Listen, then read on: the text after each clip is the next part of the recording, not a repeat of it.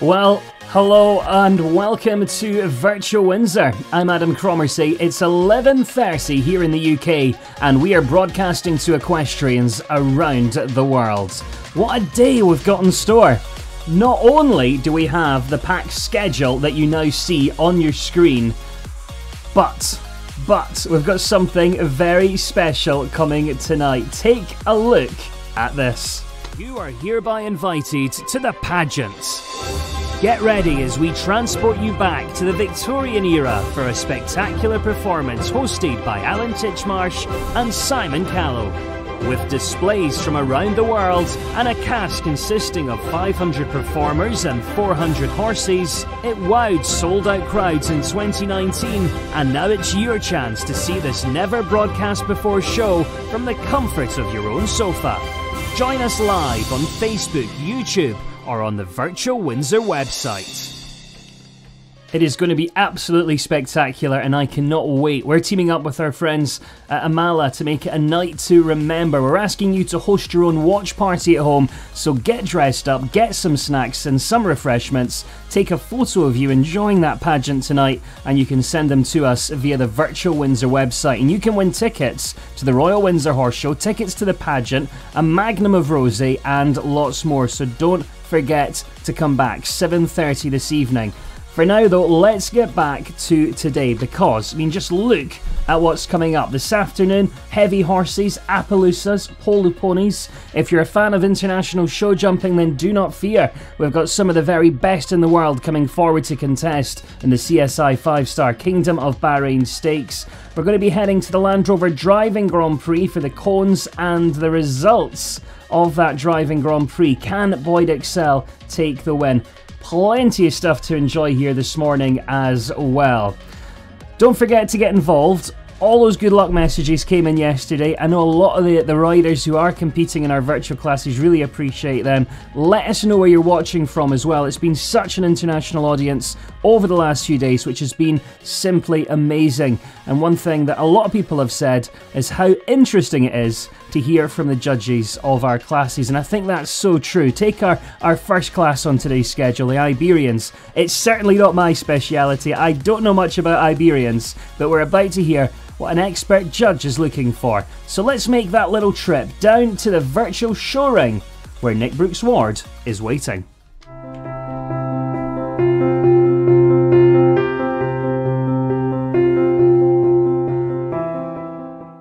Ladies and gentlemen, we now come to the judging of our Iberian class. I'm delighted to welcome Linda Lawrence. Linda, who's been involved with the Iberian horses for many, many years, co-founded the British Andalusian Horse Society in England, the BAPSH, and she's been a delegate for the Spanish Equine Federation in the territory of Albacete in Spain, and many years was technical director for a major horse and agricultural show in Castilla-La Mancha in Spain. She judged the Spanish, the Lusitano horse, and related breeds as well, ridden and in hand. Nationally, of course, in Spain, but also in the United States. Such a shame that Linda couldn't judge our wonderful classes of our Iberian horses at the Royal Windsor Horse Show, but we're delighted to welcome here for the judging of the virtual Windsor Horse Show. Delighted to welcome our judge for the Iberian horse class, Linda Lawrence. Well, it's not easy to judge a mixed breed class by photos. Why? Because there are many factors involved, such as close-up shots versus background-only shots, depth of light, clarity of photo, motion, static, etc. However, what I did have clear is that my priority would be to try and include in my top 10 an example of each breed. The purebred Spanish, PRE, the purebred Lusitano, Hispano-Arabs and Parkbreds, both ridden and in hand, where possible, but the task was not easy. So now I'm going to give a brief run through and comments on the pictures of the placing of the 10th horses, which was very hard. Out of 33 pictures, that was a fantastic entry.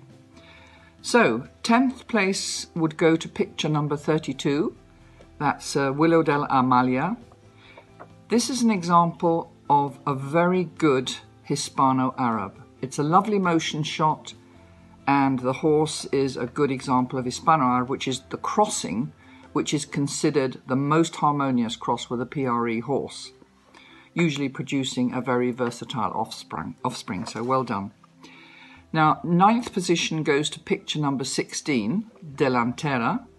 This is a PRE mare, good in-hand shot of a grey mare with a lovely generous eye. I liked her eye, and being run out by her handler, so well done. Picture 8th place went to picture number 15, and this was a Lusitano, Romero.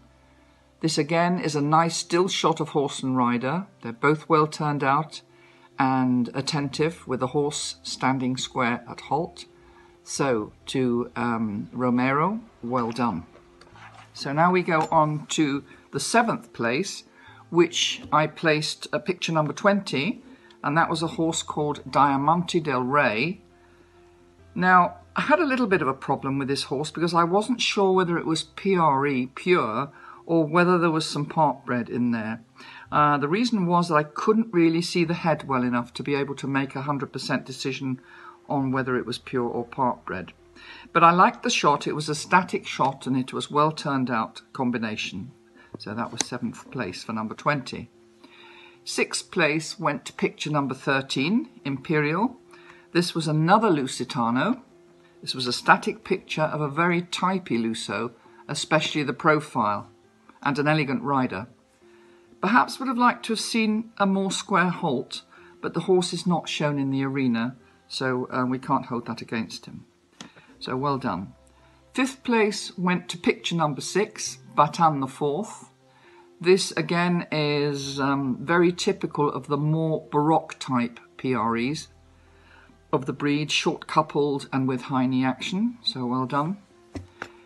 And the 4th place went to picture number 11, Maluka, which is a charming picture of a child side saddle, very young child I think. It's a very eye-catching combination, well turned out child and rider, and also it depicts the versatility and good manners of the breed. Again, this was a picture that I had to think about because I wasn't sure that it was PRE or it was PRE maybe crossed with mountain and moorland because it appeared to be small. But then I had to get my husband's opinion on that, and we measured a few legs and things and decided that it probably was a small PRE, so well done, lovely. The 3rd place went to picture number 1, Estudiante JM, and that again was a purebred Spanish horse. Again, another nice motion shot, moving forward and very pleasing to the eye. So, picture number 9 was my 2nd placing, and that was a Lusitano called Zigzag. Again, another nice motion shot showing an elegant horse and rider combination, and they looked very relaxed, so well done. And finally, to my winner, and I'm sure you want to ask, was there a standout winner? My answer is yes. Why was there a standout winner? Because it's a lovely motion shot with precision, fluidity, both horse and rider moving forward, well balanced and showing good length of stride. And again, overall very pleasing to the eye. And that went to picture number 14, Novato Salvatella. So well done to all the people that participated. It was a very, very hard decision to make. And I just have one thing to finalise on, and that was I would like to have my special mention photograph. So I would give that to picture number 5, and that's Ithi Dora. Reason: although I would have preferred to see a more lateral shot, the angle of the photo was unusual. I loved the way the sunlight shafts fell on the parts of the horse, his gleaming body. The rider, although tense, had a lovely smile, and the horse was very attent with ears forward. It looked as if rain had just fallen and the sun had come out, and that would be a picture that I would like to have, perhaps, in my home. I'm sure it's a very pretty picture.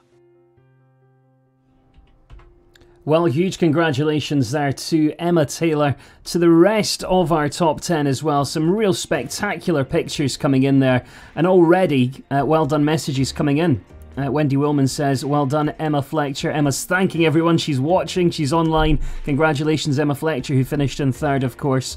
Lindsay Fletcher, well done, Coconut. Dave Tabern's just joined as well, but we've got people watching from literally all over the world. Erica's watching in Hungary. Enna Costa from Canterbury in New Zealand. Cherries, Lennox said Australia. Rachel Thomas says, miss being at Windsor. Rachel, we all miss being at Windsor this year. I can tell you, it's left such a huge hole, but we hope that Virtual Windsor's helping to fill it just a little bit. Ashton's back with us from South Australia. Jackie Reed watching from Dunford Horse Dorset. Jeffrey says, greetings from County Antrim, Northern Ireland. Claire Marcus from South Africa. Thank you so much to everyone who's getting in touch already. And remember, keep those messages coming in. Let us know where you're watching from. If you want to send any good luck messages to people that are competing, say well done. Also, if you want to ask any questions about the show, anything you've always wondered, feel free to stick them in the comments box below. And also any great memories that you have of Windsor. We'd love to hear these. Right, we're off to the Sidesaddle class now. And this one always brings real elegance to the ring. Heritage as well, of course, because side saddles date back to something like the 1300s. And for anyone that's watched those classes, it's normally made up of only ladies. But actually, I tried riding side saddle. It was years ago, but it's just so different. You need a comfy horse for a start because you spend such a lot of time in sitting trot. You have to carry a long stick because that acts as your right leg. And what I find most interesting is you actually use some real different muscles because, yeah, I was pretty sore a couple of days later. But men have ridden side saddle in the past, like during World War II when they used to lay field telephone cables off a drum. They used side saddles for that because they were doing it from the back of a galloping horse. Fun fact. Well, the horses are assembled down at our virtual showing ring, so let's send it back down to Nick Brooks Ward.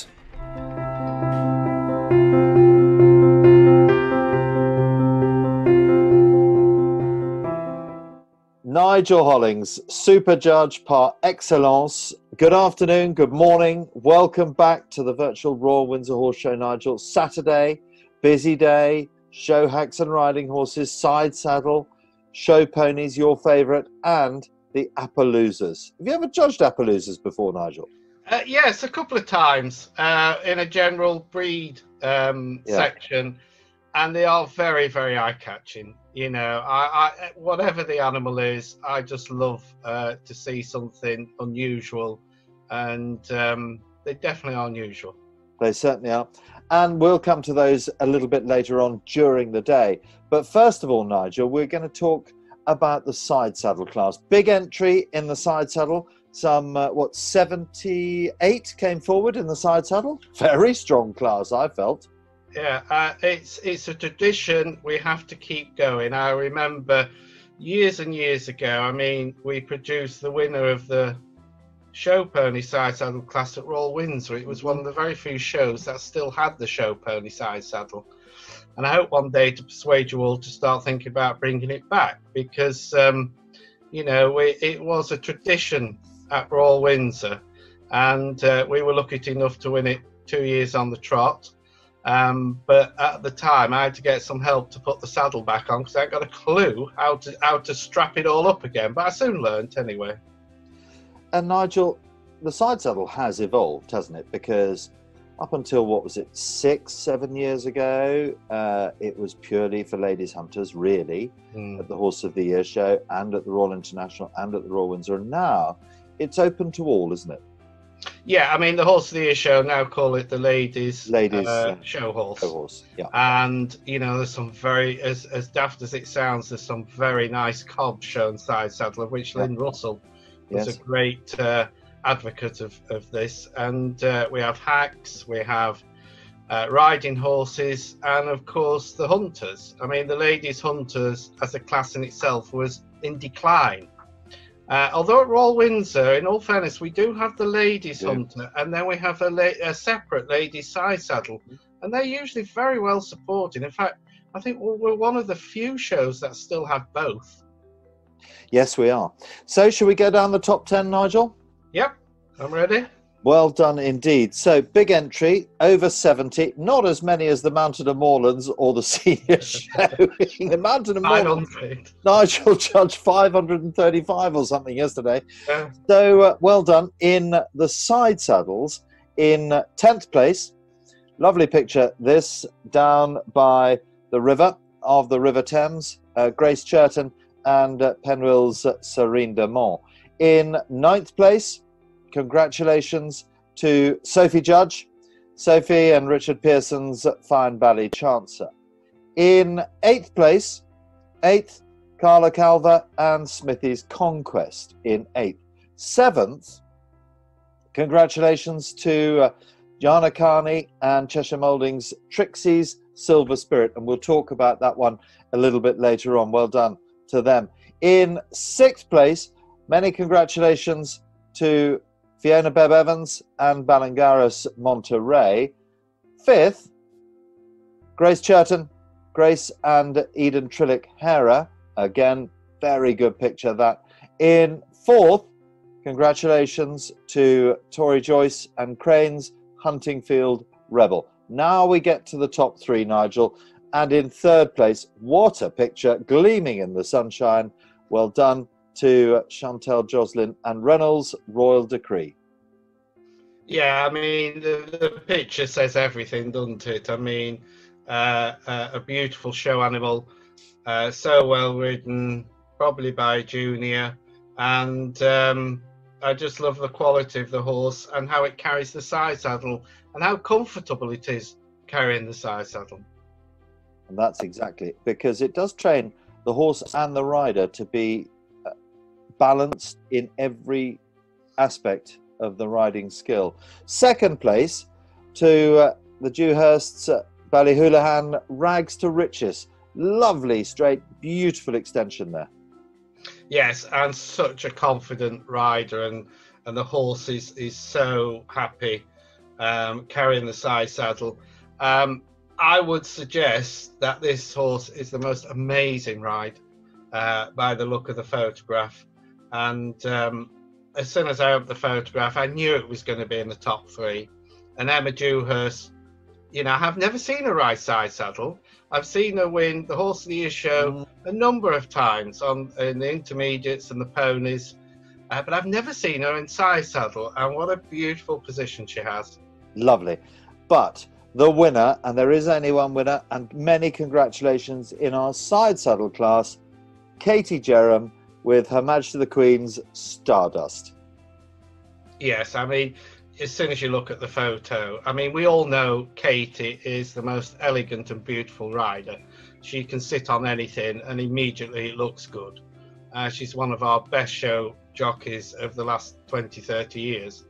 But here you can just see how elegant she is, with a beautiful quality blood horse. I believe, that is taken at the Royal International Horse Show. International Horse Show at Hexford. Yeah. The British Horse Society Royal International Horse Show. Yeah, and it's a past Windsor winner as well. I just thought this was the most elegant, lovely representation of the class and a good winner. Well, many, many congratulations to Katie Jerram and to Her Majesty the Queen's Stardust. Congratulations. They win a wonderful rosette, thanks to Rosettes Direct. But we've also got a special prize in the side saddle, Nigel, haven't we? And it is to the best costume. And let's have a look at this now. Well done indeed to Jana Carney and Trixie's Silver Spirit. What a lovely costume that is, isn't it? And she did very, very well as well. Don't forget, she finished 7th in a huge class. But the whole picture, it just makes you smile. And I love the outfit, and I love the whole combination with the pony.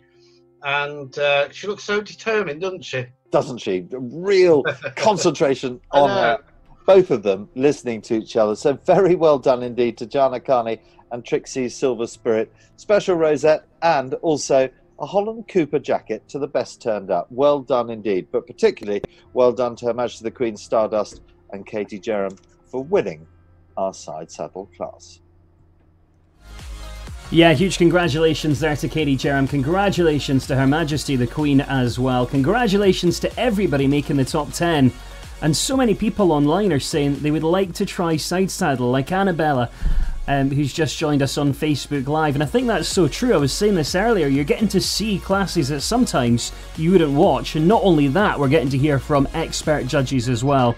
Judith says, well done, Jana. Brilliant result. We've got a birthday as well. Someone who finished 8th in the Sidesaddle Class. That's Jenna, also celebrating her birthday today. That comes from Emma Jane Didlick. So congratulations finishing 8th, Jenna. And a special happy birthday to everyone on Virtual Windsor as well. Alan says, morning, Michelle. Morning to you as well, Alan. Dave says, morning Emma. Everyone kind of becoming a bit of a community now, which is great to see on Facebook Live. Alan says he's really enjoying this. Emma says, good luck, Jenna. Well, she just finished in 8th, so your good luck helped.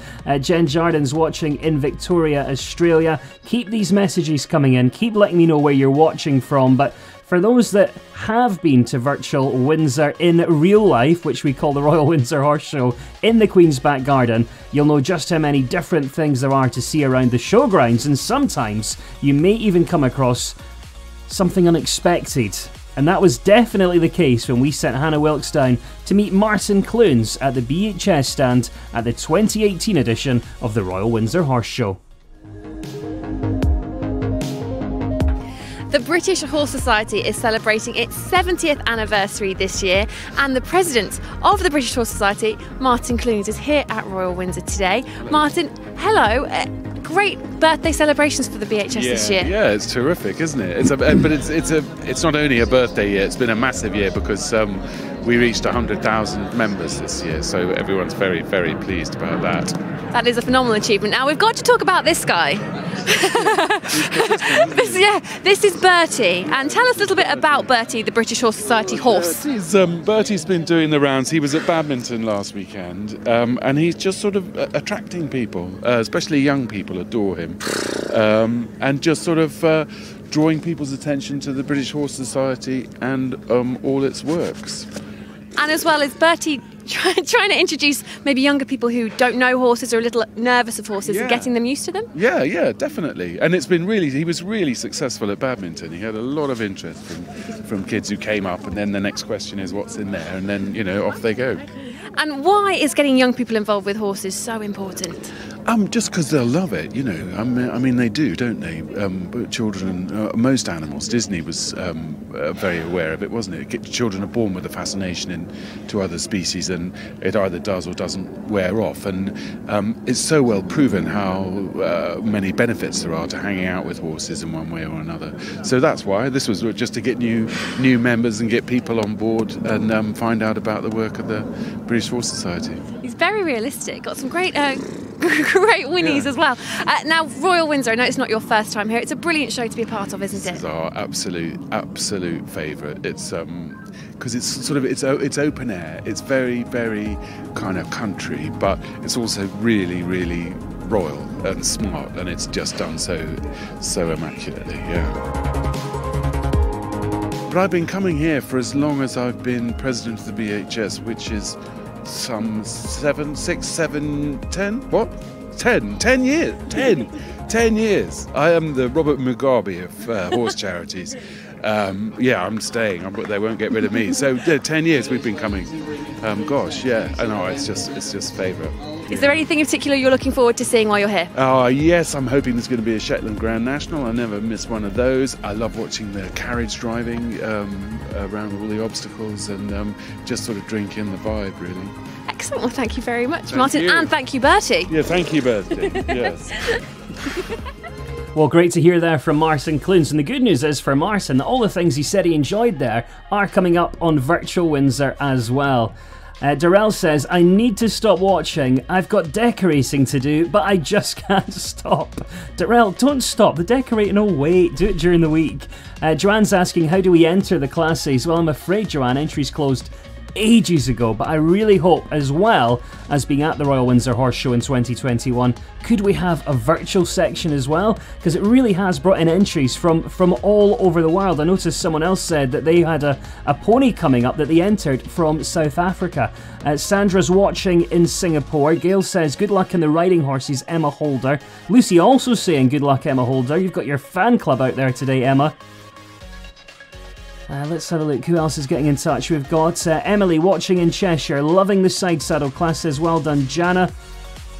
Windsor is on the to-do list next year, says Kaylin. I absolutely hope so. No, it's definitely on my to-do list. I go to shows all over the world, and I have to say Royal Windsor is right up there at the top of my list. It's just so special for so many different reasons. Right, let's get back to the virtual showing ring, because so many equestrian careers begin with show ponies. This is where memories are made. Get ready for an overdose of cuteness, and no, I'm not talking about Nick and Nigel, but it is back down to them at the virtual showing ring.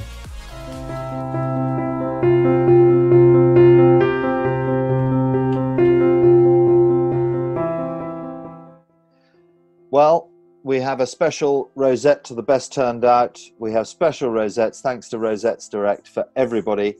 And Nigel, to me, this is where you start. This is the foundation. This is absolutely everything. This is the show pony class. And this is where we get our senior riders through to, and our amazing jockeys. Well, the amount of jockeys who have gone to win Olympic medals, you know, Charlotte. is being Charlotte Desjardins, Chris Honourable. Chris. Yeah. Pippa. You know, and the people who've won at Burley, Jane Suter, she was then, now Jane Wallace. Yeah. Judy Bradwell. The list goes on. Jane Holderness Rodham, she won the Olympic gold in Mexico. You know, it's amazing. And show ponies for me are my first love.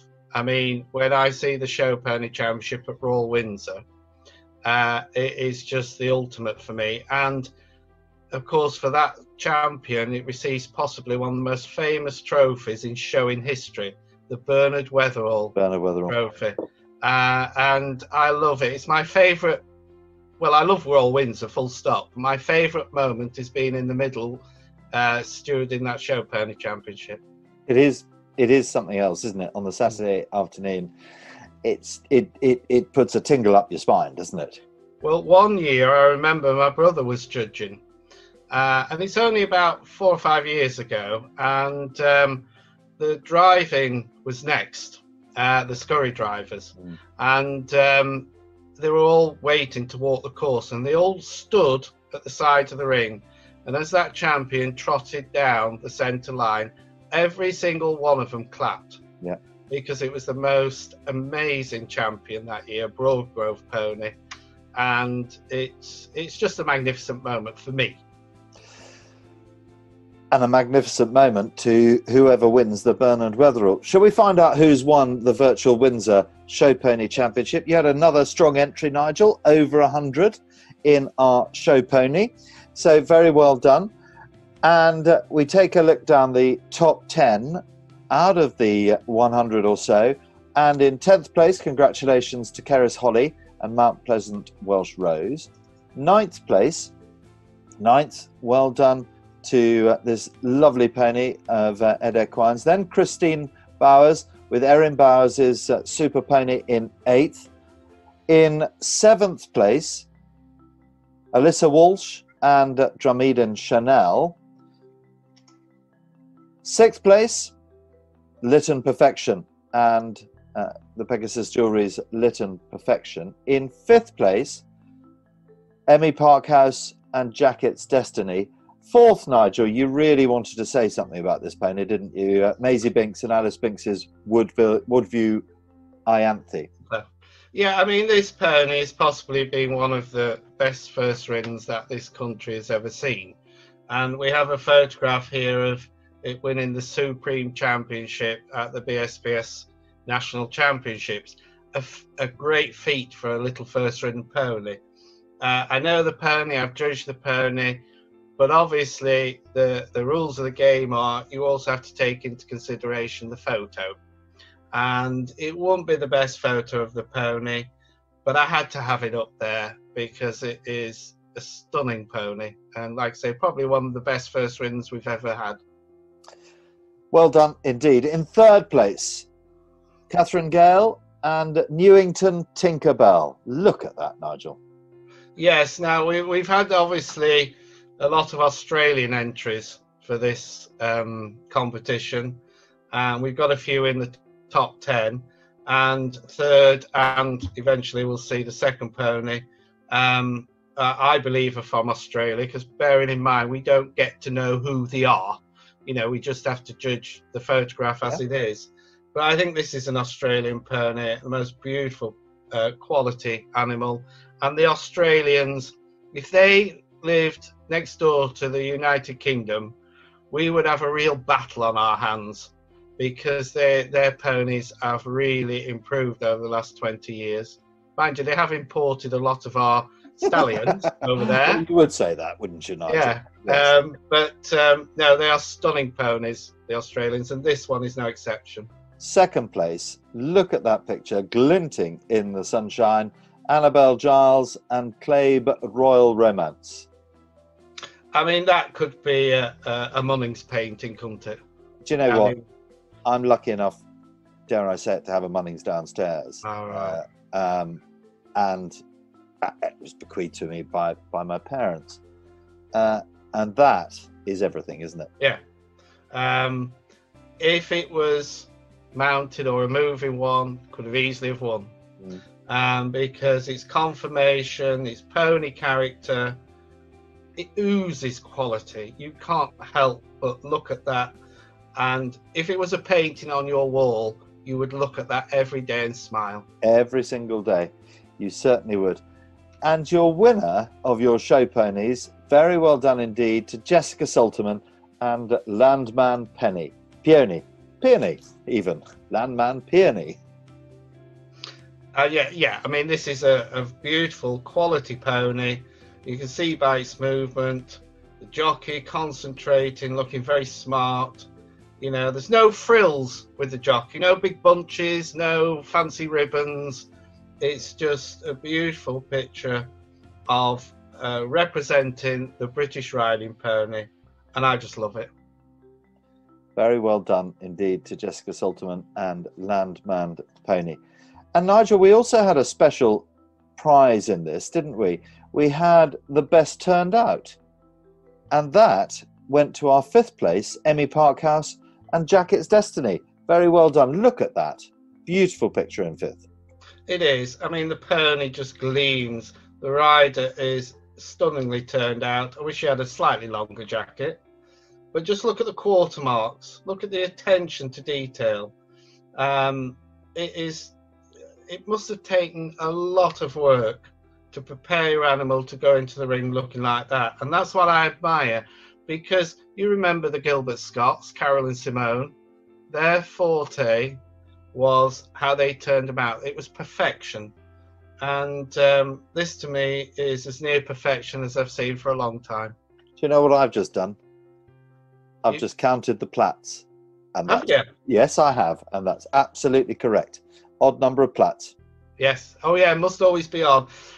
One of the fashions that have crept into the especially the pony world is it seems to be a competition how many plats you can get in. Oh, why?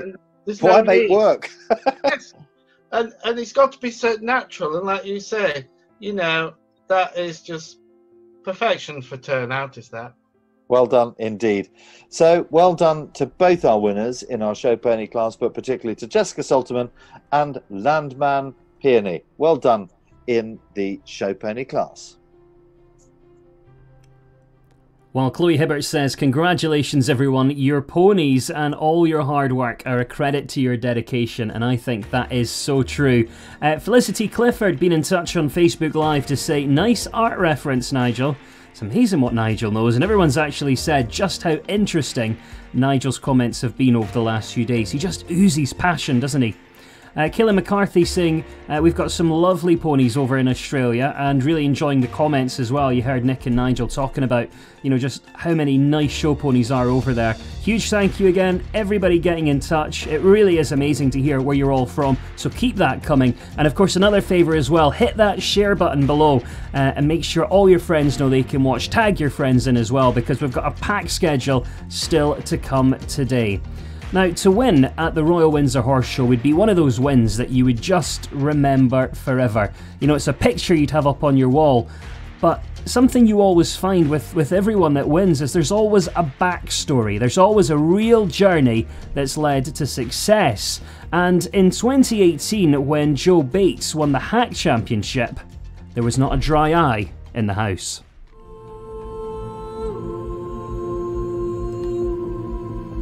Joe, you can tell that win means the absolute world to you. Congratulations. Absolutely, it really, really does. My mum died 3 weeks ago and her funeral was last Friday, and I dedicate that to her. I wish you'd been here to see it. He's a superstar horse, and he did it last year and he's done it again this year, and he just loves that atmosphere. I'm so proud of him, so proud. He is absolutely stunning. Tell us a little bit about him. How long have you had him? I've had him since he was a 6-year-old, and he's just been a dream to produce. He so loves doing his work. He just loves the big occasion. I'm very, very lucky that his owner, Susanna Welby, has entrusted his care to me. He's lovely. He really is a superstar horse. He's absolutely beautiful. You've got your family here as well. I'm guessing it's a real team effort to get you here today. Absolutely. My daughter is my everything to me, and we are a very close partnership, and I couldn't do it without her. And I have a very, very strong team to help me do the job, yes. Congratulations again. Well done. Thank you.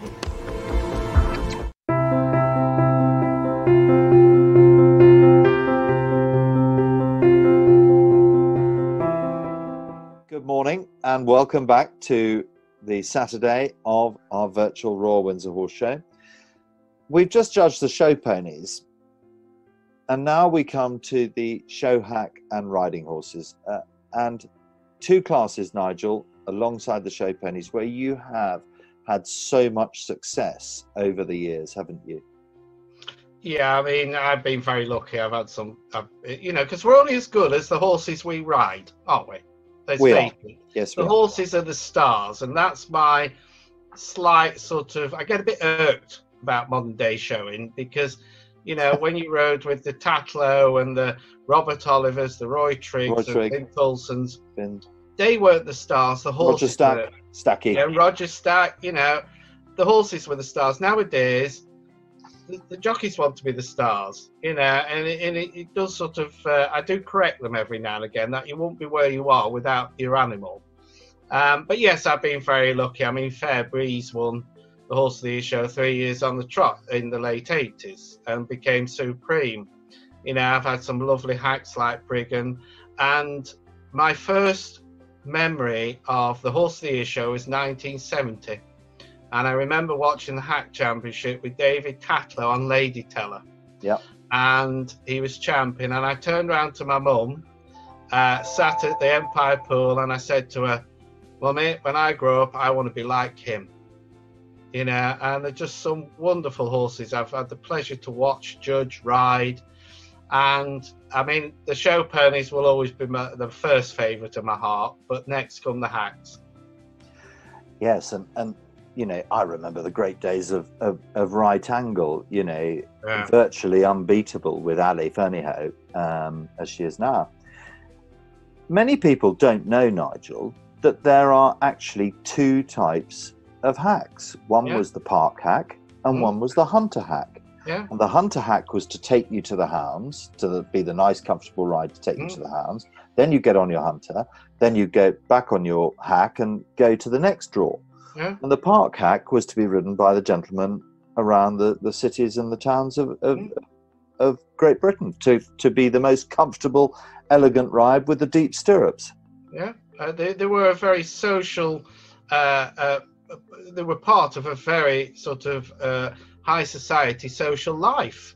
You would go onto your hack into Hyde Park, and obviously you were attract your lady friend, how beautiful your horse was, how well you were turned out. With your tall top hat. Yes, and you would socialise in Hyde Park on your hack. On your hack. That's why we see the gentlemen riding in the finals at London shows in what we call park dress, because that's what the aristocracy used to wear when riding out in Hyde Park. The ladies, of course, would ride side saddle. Yep, absolutely.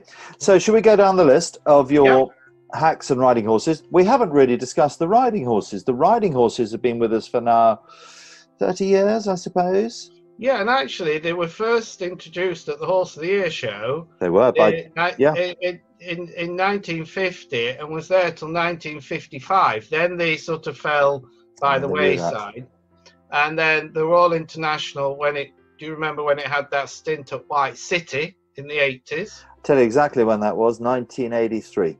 Yeah, that's when it first came back. And of course the British Show Horse Association has promoted them.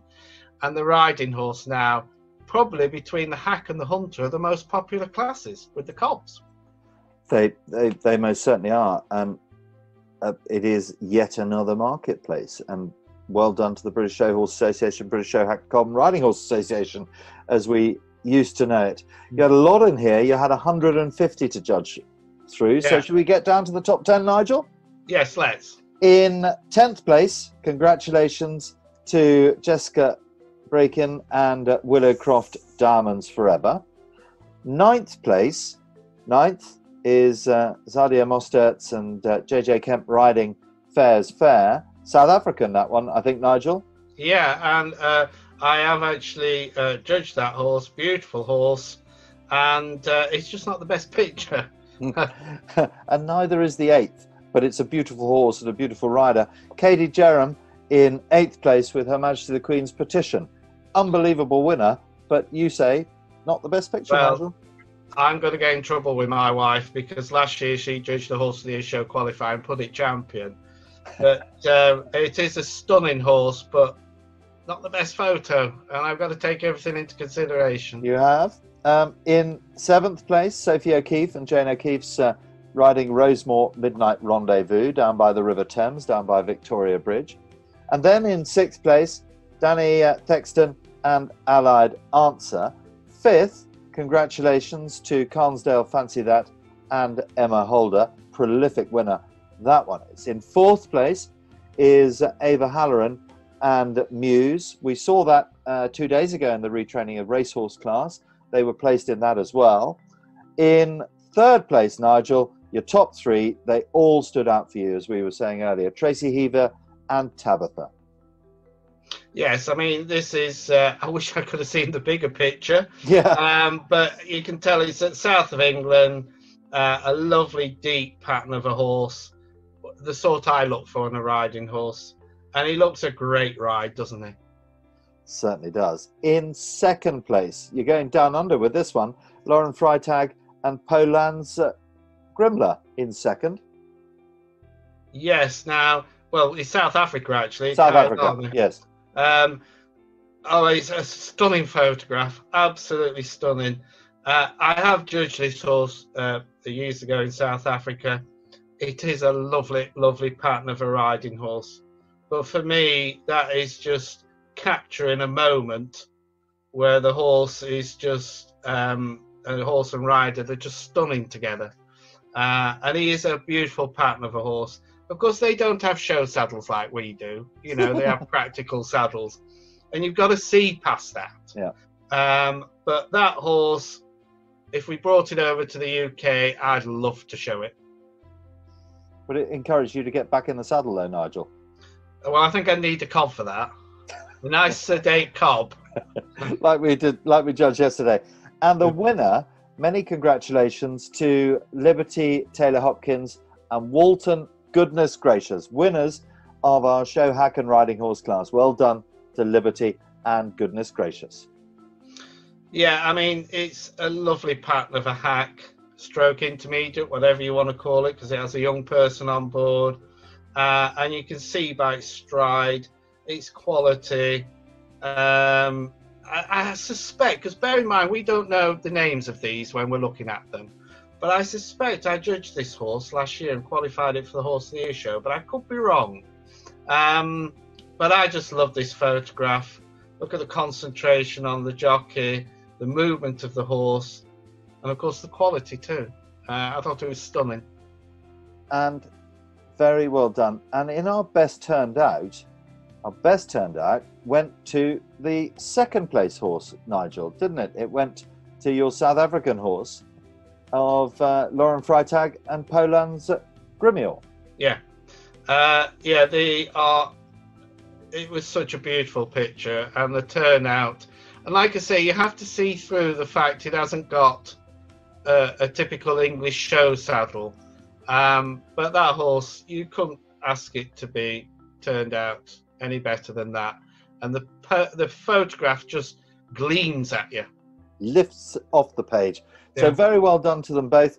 Well done especially to Liberty Taylor Hopkins and Walton, goodness gracious, for winning our show hack and riding horse.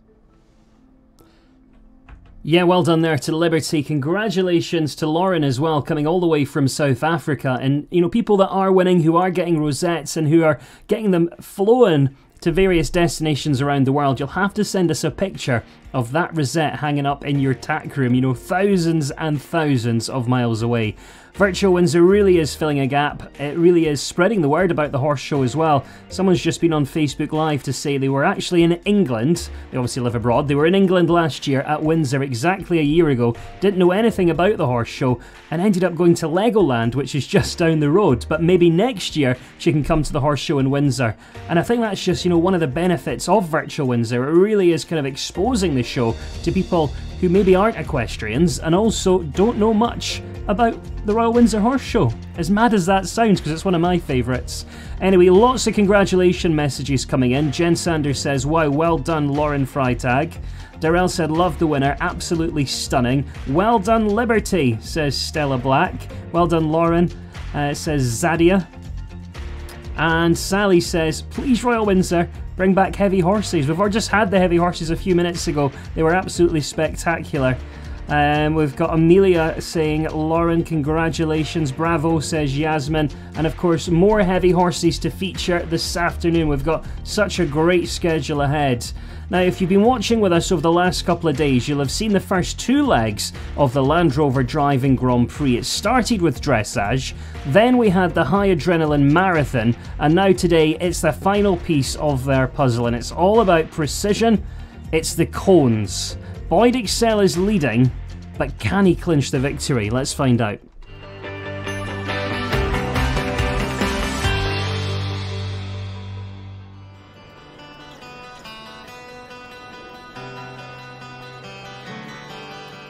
Welcome back to the final day of competition. This is when we discover who will become the 2017 Royal Windsor Driving Grand Prix champion. So far, we've seen the poise and precision of the dressage, the rough and tumble and hardcore thrills of the marathon. And yes, the reigning champion and most famous name in the sport, Boyd Excel, has led every step of the way. But standing between him and glory is the small matter of 54 cones topped with little balls ready to roll at the slightest rub. It is the cones. The drivers are walking the course behind me. And if you thought parallel parking was a delicate science, check this out. Okay, so we've done the dressage, we've done the marathon, we now come to the technical part. This is difficult. They've got inches to spare at either side of the carriage. It's the cone driving. You see the little balls on the top of the cones, etc. James will talk you through the technical side. And here we have Misty Wrigley Miller doing her cones round, and just watching, she unfortunately has had 13C down, which will be an expensive 3 penalties. One gets 3 penalties for every ball they knock down. Yes, it's not just remembering the course, James, is it? They can't knock anything down, and they have 193 seconds to do it. In anything under 193, fantastic. Over 193, it's no good. and the distance between the cones is very short. And here we have Johan Dane. And you can hear him giving verbal commands to his horses, slow down a little and balance through. See the yellow cone there he's just gone through? That's a slightly narrower one, so it has to be even more precise and technical. And then accelerate through the finish. Very good round. Yeah, just one knockdown. With no clears at the moment in the cone driving. No one's gone clear so far. And could this be the one? Axel Olin from Sweden, looking very smooth. Again, 4 powerful horses picking up a canter, keeping the foot on the accelerator because the time here is very tight. Through the narrow cone. I think they've got something, is it 2 inches at either side of the wheels? It's very, very tight. It's even less in the narrow one, and that's through the oxer, they call that. And going round. through the finish. Superb. Now I can't see anything wrong with that. I didn't see anything down. Time's good as well. That could be our first double clear. Yes, it is. And here's Dries de Griek. Very smart. Keeping up a good pace and rhythm. Again, he's just doing a combination obstacle ABCD. I don't know, James, I don't know if the spectators can hear the music, but this would put him to sleep. He needs a bit of Guns N' Roses. And he's just coming into 13 ABC. I think one did go down at the start of a combination of a triple.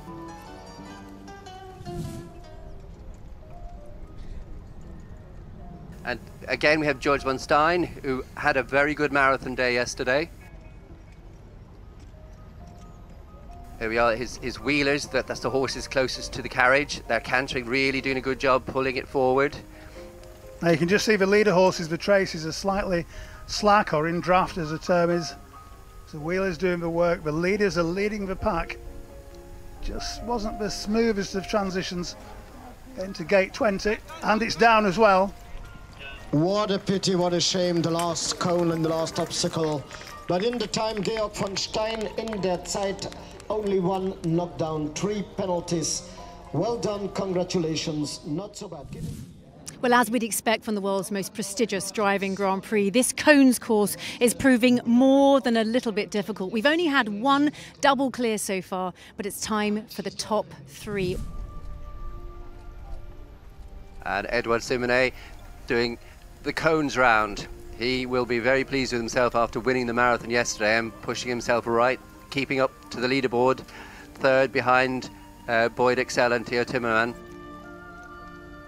Very smooth so far. Yeah, he's going nicely so far, and of course he's trying to get Axel's time as well. He's got that in the back of his mind.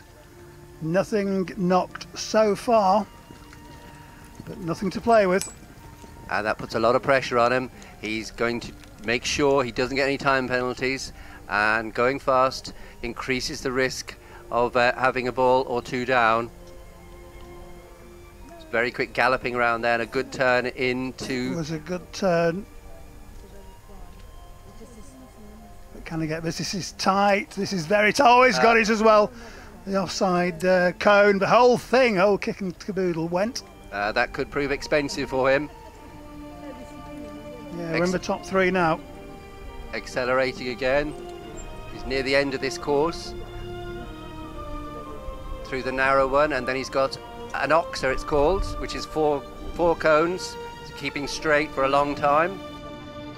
And coming home now in a full gallop, crossing the finish line, Edouard Simonet, Belgium, out of time with 196.71, and unfortunately one... Beautiful looking team though, James, beautiful, really attractive looking team of horses. Lots of power. And here we have Theo Timmerman in 2nd place. And Theo is really putting the pressure on. He's in 2nd place after the marathon, and he's looking forward to a clear round to keep the pressure up behind Boyd. I don't know, you thought then, James, the lead is just a little hesitant, wasn't it? He just went to the left, went to the right, could unsettle him a little bit.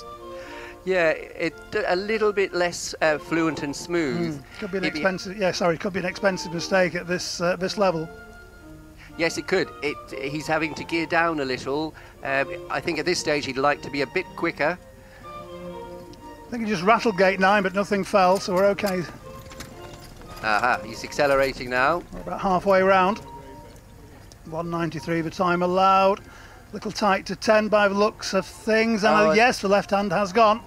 That will be expensive and take a little bit of pressure off Boyd. And turning through 11. He's just more than halfway round. He'll take the pressure off, James. But remember, we've only one clear at this stage of the game so far. Yes, this is a very technical track, very cleverly built. Because obviously it's not clear as in just for cones knocking the balls down. It's a time as well, so double clear technically on time and the agility and accuracy of the driver. Oh, absolutely. And any second over the time, every single second gets penalised. Yeah, we're through the final section, a little bit tight, and it's gone. Yeah. Oh, that's very expensive for him. That could drop him down a few places. So expensive, James. I think he needs an overdraft. Almost onto the finish, through the second last, and here he goes through the finish. And finally coming home, ladies and gentlemen, in a time of 207.74 with 3 knockdowns on the course. That's the result for Theo Tetterman, team member from Netherlands. I don't think James would be over happy with that, would he? 3 down. I don't think so. That's going to knock him down the leaderboard. And here we have the man in the lead, Boyd Excel. Last to go. Looking for another win here at Royal Windsor to add to his many, many wins. Through the first 2, nothing to add. Right-handed, nice lane. See that turn change of hand and how smoothly they go round. Yeah, and it's a good time as well. Very good time indeed. This is a really, really tight and technical track. Come on, Boyd. We have only one double clear so far. See if Boyd can do that. Well, it's touch and go, as the Americans would say. There's a little bit of chicken left on the bone. Come on, Boyd. This is very smooth. Active, fluent, accurate. And occasionally the leaders are in draft and helping pull the whole lot through this narrower cone. Well, nothing. Yeah, sorry, James. Nothing to add so far. I've got a bit of suspicion on the time. He looks a little bit on the slow side to me. Cones fine. Time could be tight. Yes, he's concentrating on accuracy and leaving all those cones up, and in doing so, he's just taking away a little from the speed. Just a little. Yeah, it's a fine balance. You've got to get both right, haven't you? It can be deceptive, though. Boyd is so smooth driving. And his horse is changing direction very smoothly indeed. That's a tight turn. It was a good turn, very good turn. Those leaders round into very tight into 13. This is 13 A, B, C, D. We've seen this C and D fall earlier in the competition. And oh, you don't see that often from Boyd. You do not see that. No, 13C took another prisoner. But he's still comfortable. He's still in the lead, but he can't afford to have any more down. A little concerned of the time, though.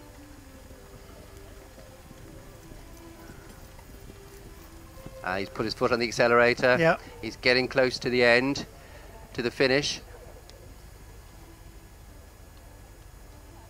Coming around a little floral display. Then rebalances for this tight turn. Back through.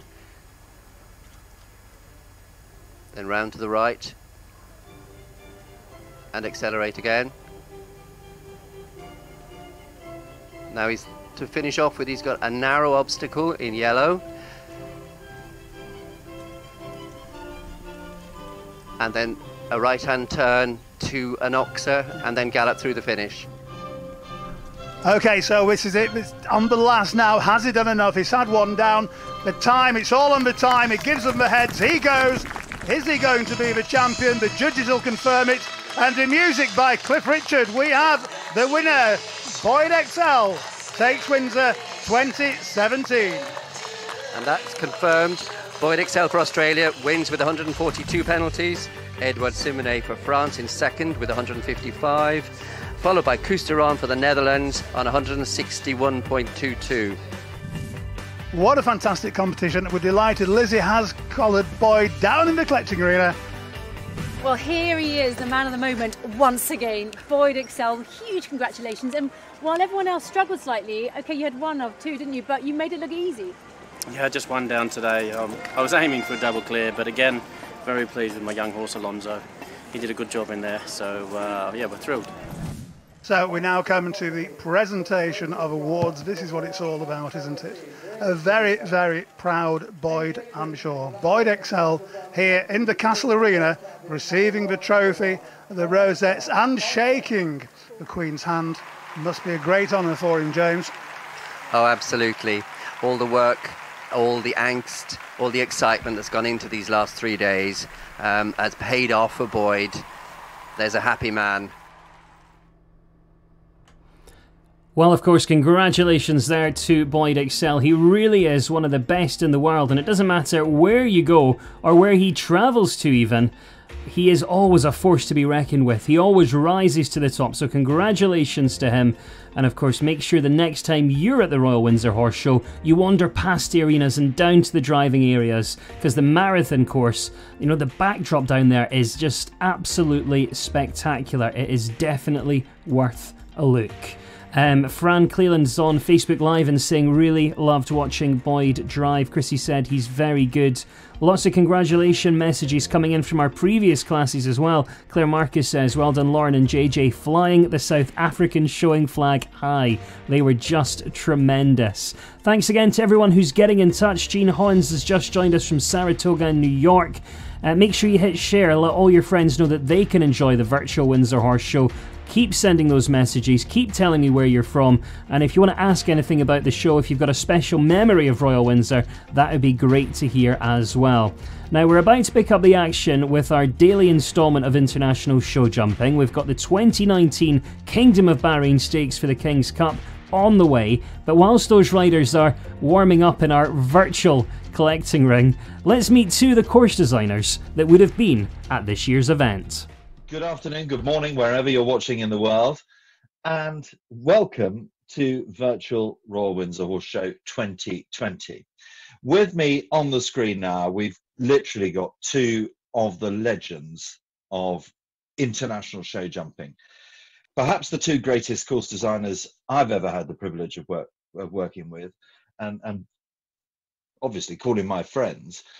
Bob Ellis, Great Britain's Bob Ellis, the man who was instrumental in designing the courses in London 2012, and Bernardo Costa Cabral, no stranger to us here in Great Britain, loved and respected throughout the world, and was going to be, alongside Bob, the course designer at this year's Royal Windsor Horse Show for the Rolex Grand Prix, for everything.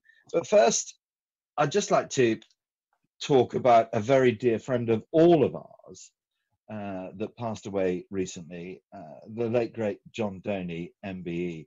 Bob, he was a friend of yours for 40 years. He was a friend of mine for 30 years, Bernardo for 30 years.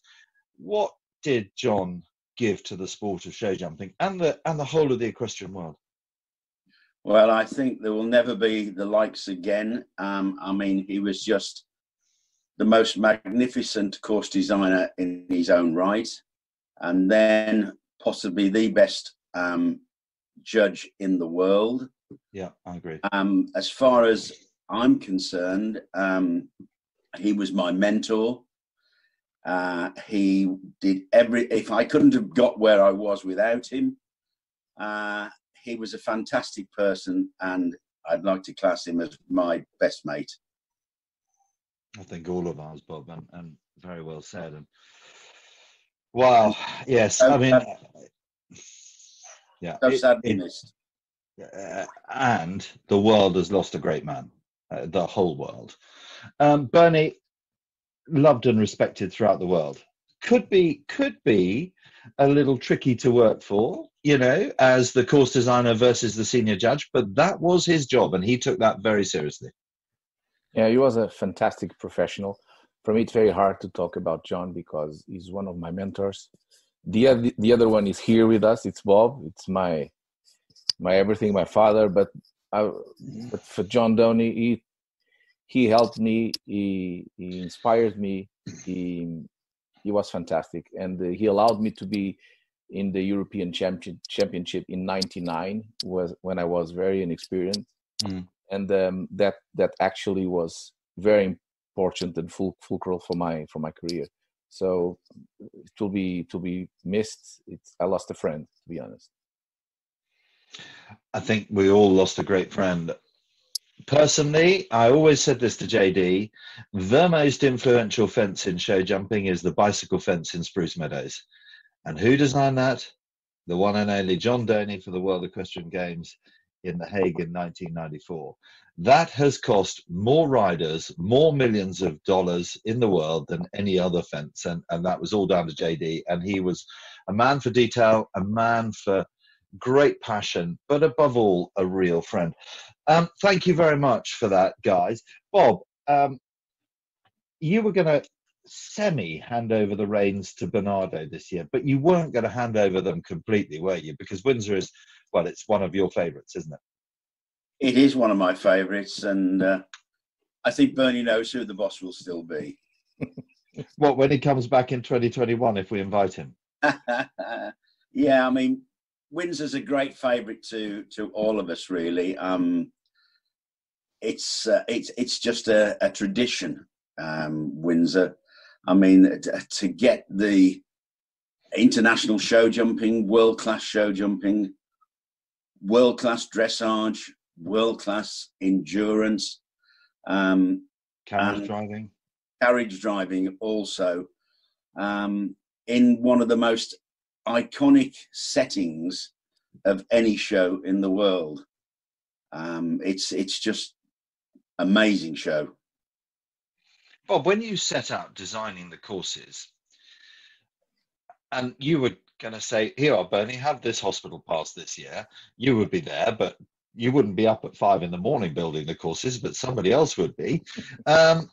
When you start designing, and let's think about the Wednesday of Windsor Horse Show with the huge Fox Hunter entries that we get, featuring one of the great traditions of Windsor Horse Show, which is the Walwyn Novice Championship for 6-year-old horses. And so many horses, Big Star won the 6-year-old at Windsor Horse Show, have come from the Walwyn. And then you go all the way through from the Fox Hunter, then you've got the Interhunt Team Relay, the Kamikaze Specialist, then you've got some good national jumping, then you've got the services with 30-odd teams of military and non-military riders, all in the services team jumping. And then you go through to a €500,000 Rolex Grand Prix. How on earth do you do it? Well, the only thing I can say is good luck, Bernie. No, but seriously. No, it's I think that's part of it, you know. You're going through the whole spectrum of show jumping. You say the military, I mean, we don't jump very big. The guys are riding military horses. It's an amazing spectacle. The Interhunt Relay, that's an amazing spectacle as well in its own right. You know, you've got horses that are out hunting and now all of a sudden coming into a show jumping ring, albeit in a knockout sort of formula, identical courses, and then to world-class show jumping. And I mean world-class. The best riders in the world are there. You look at Henrik von Eckermann's turn back to that last line last year and taking strides out to that 1.65 meter vertical at the last, the Rolex vertical, and winning the best part of $500,000. I mean, incredible, isn't it? Yeah, Absolutely incredible. we would like to hope that we were on a percentage of the prize money, actually. Yeah, but you're not, because you've given it all so generously to Bernardo Costa Cabral. Bernie, a real shame that you can't join us this year. I mean, Olympia is one of your favourite shows. In fact, I think it is your favourite show in the world, isn't it? And Yes. you are going to design there again in 2020. Just how sad were you, really, that you couldn't meet up with your great mentor and actually your real father, Bob Ellis? How sad were you that you couldn't join us in May? Very. When this opportunity showed up to me, I was so honored, and I was so happy and a little nervous to try and do this, at least maintain the level that Bob has shown all over the years in Windsor. But he'll be there with me, so for sure I have no chance whatsoever not to do a good job. So I was so happy, and I'm very honored, to be honest. That's the word. I'm deeply honored, and I was looking forward for this show. I had everything prepared. I still do. So if I go next year, all the work is done, to be honest. Well, I tell you what, why don't you save us some money, Bernie? Just email the plans to Bob and don't bother coming. What do you reckon, Bob? But you say that. Have you done all your plans? Yes. Even from the Fox Hunter all the way through? Well, I have the help from Paul Connor, because the national levels, I don't know the riders and the horses that well, but all the international classes are all done, and the other ones are all sketched up. Have you done a plan for the Interhunt Relay, Bernie? No, not the only the international classes. Have you done a plan for the schools, Bernie? Of course, that was the first one. Did you ever go to school? That's a question that we would like to ask. Anyway, I mean, you've been to Windsor before. You know the grounds. It is an unbelievable setting, isn't it? Yes, it's beautiful. I was there 2 times, actually. Working in the course building team was in 2009 when the Europeans were on. And I was there in 2004 when I worked for a Portuguese customer for driving. So I was there on a different perspective. That was very interesting also. So, and this will be, if it happens, my 3rd time. It will. Were we on the grass when you came the first time, Bernardo? Excuse me? Were we on the grass when you came the first time for the driving? Yes. Okay. Yes. Yeah, we were. It's a bit of a change in the site. And let me ask you guys, with the Martin Collins surface, that must make your job a lot harder, mustn't it? Let me tell you, they jump so well off it. I don't think there's anywhere else where they jump so well off a surface, because the surface has got so much spring in it. As the horse goes over it, you can see them push the surface down and it springs immediately back up again. It is a remarkable surface there. Yeah. Well done, guys. Bernie, Bob, all he's got to worry about and dream about is Wolves actually staying up in the Premiership. Bernie, you are one of the busiest course designers in the world. How are you keeping busy? Not designing much courses at the moment. 3 children. I have 3 kids at home, so it's more hard work than designing courses. At the moment, I'm a father 24/7, but I'm enjoying it. But also looking forward to get down to my job and to do some shows. Let's hope so. Let's hope so, and definitely. And Bob, would you believe this? When I rang him last week, he told me that he'd left his career as a sandal maker and was actually baking cakes for the children. I'm glad the children were eating them. And Bob, you're busy in the garden in your brand new house, and that's fantastic. And everybody well at home? Yes, very well, thank you. Talk about Alan Titchmarsh. Well, he's judging the fancy dress later on. Yeah, good luck to him. I wish he was in our garden. I'll ask him. Yeah, but everything's well at home up in the Midlands? Very well, okay. I haven't been out for 6-7 weeks now, so I don't know how the rest of the world is, apart from what I see on television. Well, the rest of the world is fine. we're missing each other, but we're talking to each other, and that's the most important thing. Absolutely. Guys, thank you so much for joining us, and well done, and keep up the good work. Thank you very much. Well, thanks there to Nick, and of course thanks there to our course designers as well. And I can tell you, I've worked with them at various shows all over the world, and not only do those two guys do a fantastic job, but they're also just genuine nice people as well. Lauren Freitag says, thanks for the amazing experience. Very chuffed for my friend and owner, Madeline Boyce. And well, thanks for taking part, Lauren. It's been great to have you involved in Virtual Windsor. Emma says, thanks for the great effort. Loving this. Watching in Melbourne, Australia. Louise Hunt, just started watching. The driving was awesome. Well, we've got a full day ahead. And of course, the pageant coming tonight at 7:30. We're going to tell you more about that a little bit later on.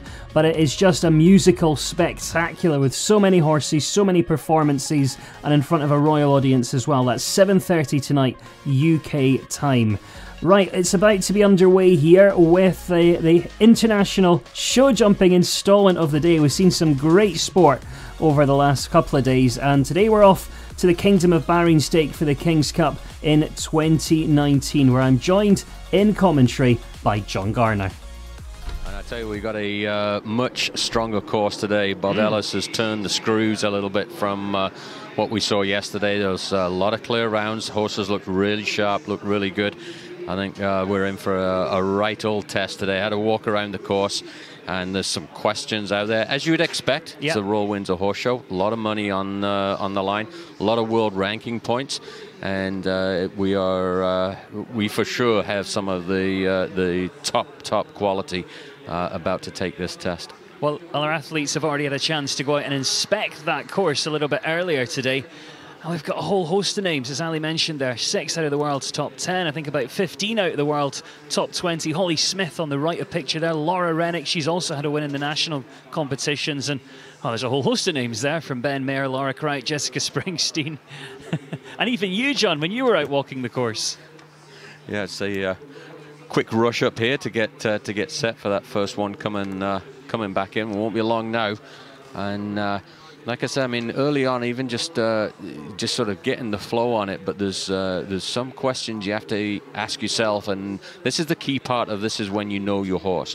This is getting your own strategy in place, how the line sets up for you. It's good to have colleagues out there that you can just bounce ideas off of, yep. But it's key to know your horse so that you can put your plan together. Well as all the jumping tests out there, we do have a time allowed, and I've noticed that pretty much every course designer has been out there measuring and wheeling. They'll have had a chat, and 75 seconds is going to be the confirmed time. But let's take a look at the runners and riders as we get ready for the Kingdom of Bahrain stake for the King's Cup. And Max Kuhner will be getting us underway. Laura Rennick, who I mentioned, already had a win in the national competitions. Daniel Deuser's been on form. Scott Brash, got to be one of the crowd favourites without a doubt after that London success, and he's had a lot of nice horses over the years. Guy Williams is in the mix. Harry Charles, who has never jumped in the 5-star here at Windsor before. Last time he was here, he was in the 2-star, but really stepping up and looking ahead towards that Rolex Grand Prix a little bit later on in the weekend. John Whittaker, another crowd favourite. We've even got world #1 Steve Gerdat. It really is a who's who. Well, it is, and I think we were talking yesterday about, you know, it seemed to be every second rider you came in the ring, you said, a former world #1. Yep. It's the air is thick here. Absolutely. Under the shadow of the castle of great riders. Well, the air's thick and the stage is most definitely set as we get ready to be underway here in the Kingdom of the Bahrain Stakes for the King's Cup. And we're going to be starting here with Max Kuhner taking us to Austria, number 20 in the world. He brings forward the stallion by Air Jordan. This is Alpha Jordan, our first to go for Max Kuhner representing Austria. And this will be a fairly good pathfinder. And he's a man that's been to 2 World Cup finals, World Equestrian Games.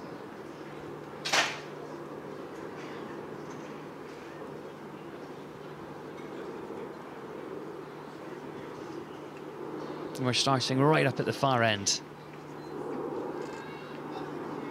So far, spectacular conditions out there. The footing is always perfect here in the Castle Arena. Rollback turn there.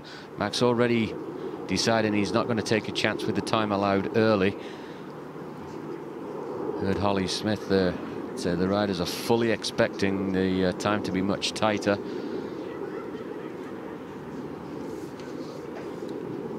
So far, so good for Max. Yeah, I think he had a little touch on that plank. And looking at that plank, John, I mean, it looks really narrow, which means it's going to be super light as well.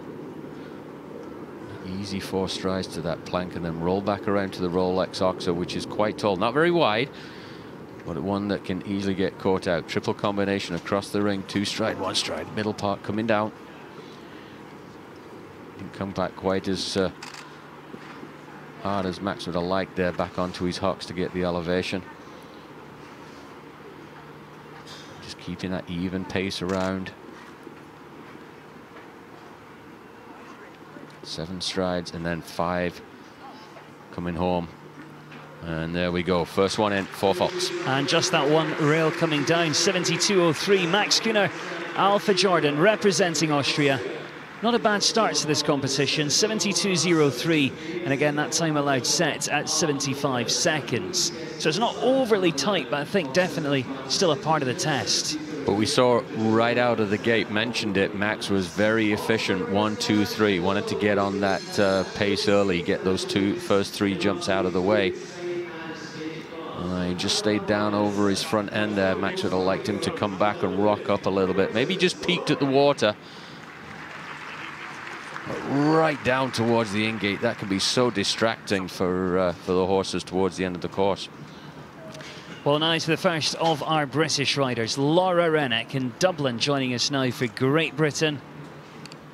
She's jumped some spectacular double clears on the Sunshine Tour, had a win there as well, and you know, this is a horse that has just been growing and growing in strength and success.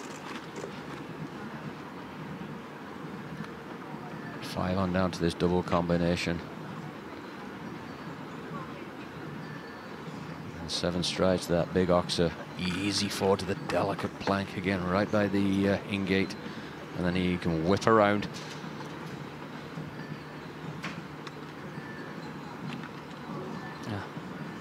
Yeah. I expect that not to be the first one, or the only one rather, to have that one down, Adam. You come out of the corner and it's suddenly right in your face. Yeah, it's all about the placement of where that oxer is.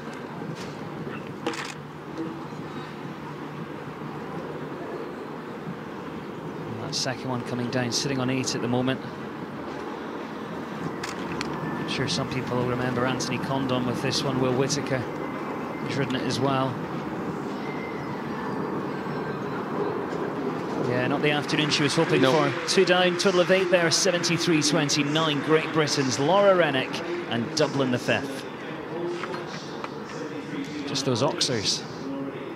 Well, front rails of both of them. You see here, just kept the toes down. Lots of height with the rest of the body. Toes needed to come up a little bit more. And then just got a little bit too deep there, I think, when Laura went and pushed on. Just went past a little bit, maybe by a foot. Well, Great Britain certainly well represented here. Another one for the home team. This is Will Funnell. Billy Buckingham now for Great Britain. A horse he took to the World Equestrian Games back in 2018. And when you look at his track record, I mean, he's jumped some very, very good competitions with this horse. He was 8th in the King George V Gold Cup at Hickstead. And the amount of horses that he's produced over the years. There's tons of them. Well, and then the delicate plank that you were talking about, Adam, that comes down.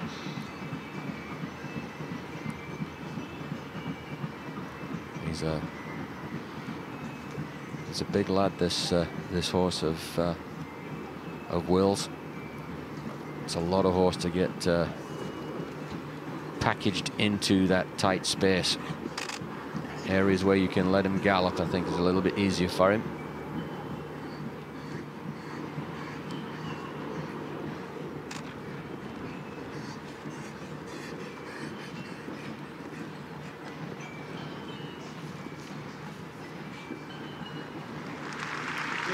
And again, a very nice try there, but 4 faults there for Will Funnell. Billy Buckingham for Great Britain, 72.38.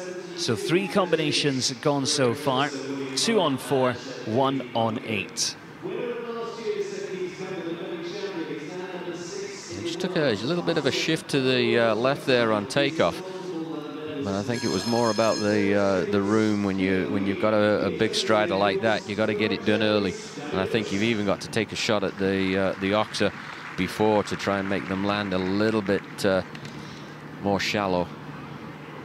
Well, Daniel Deusser comes next. It's the 9-year-old Killer Queen VDM. This is one that Daniel rode in the young horse competitions, places like Aachen. So you know he's really produced it up through the grades. Out jumping in these big ones now. And we often forget with these real top riders like Daniel Deusser how much time they spend developing their next horses.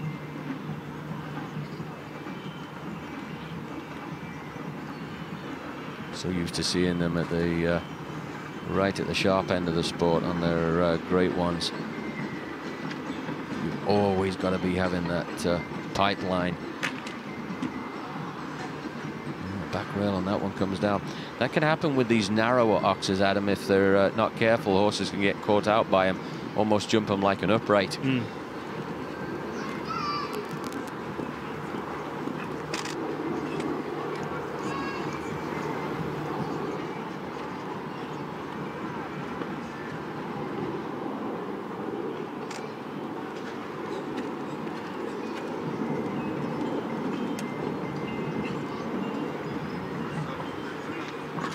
On the last as well, so it's going to be 8 today for Germany's Daniel Deusser. Killer Queen VDM 73.43 and an 8 total.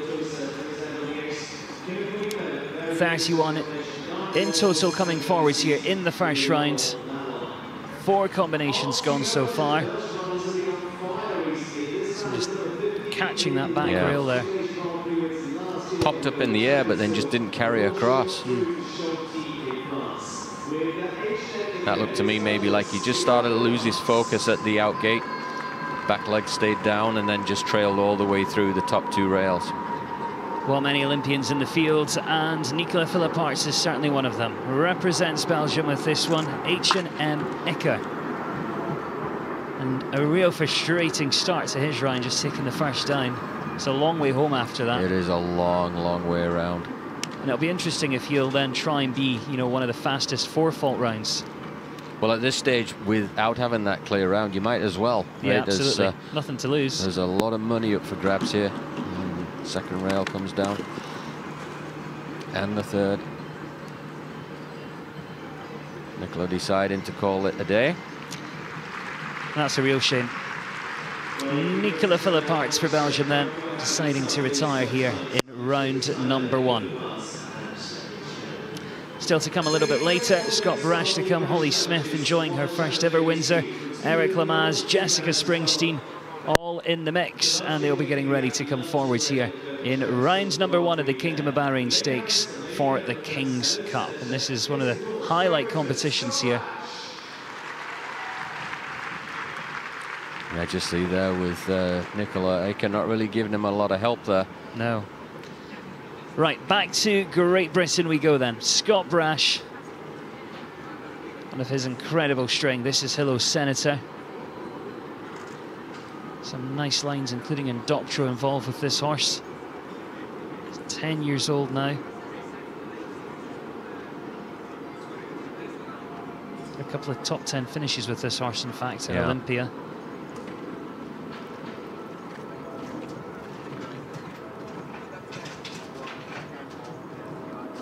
This one we watched yesterday, looking, starting to show that promise.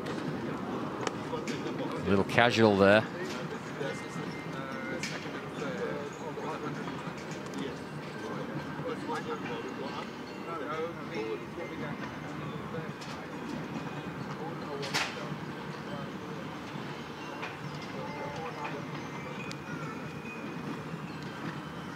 Working really hard there, Scott, encouraging Senator forward, but getting a lovely effort out from him. It's a nice gallop around this course. He's such a nice, tidy, quiet rider. Yeah. You can see all the aids are really considered and well executed. Last one coming down as well. Total of 8 then. 8 it is for Scott Brash, representing Great Britain, with Hello Senator finishes in 72.38, a total of 8 there in round number 1. So still looking for that first clear at this stage in the Kingdom of Bahrain Stakes for the King's Cup. And Scott there just catches that plank, and give it walk to course, you might not know that those cups are completely flat, John, aren't they? I mean, they're so unforgiving. Very, very shallow. You don't have to hit them very hard at all, and the rails are so light as well. Let's see then if the first clear can come from Great Britain. And this man, who's now based in France, Guy Williams, Cicero II, nice 12-year-old. Got the Gadam lines in there, and this is one he added to his string at the end of last year. But had some good places in La Coruña, and also 4th in the Grand Prix in Lanaken.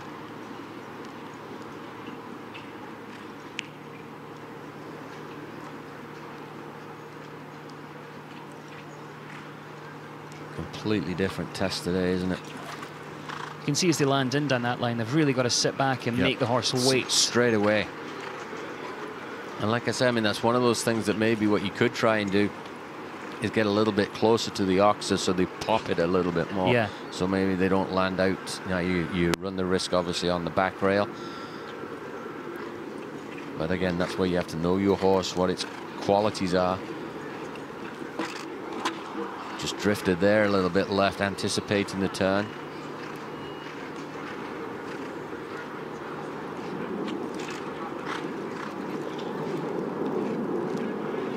See him wait down that line as well. See him sit back. And it comes down, and I think you could feel that. Yeah. It was just kind of powering on down the line. Finishes on 8 today, 72.20 for Great Britain's Guy Williams and Cicero II. Definitely one to look out for in the future, though, with Guy. They've only been together under half a year.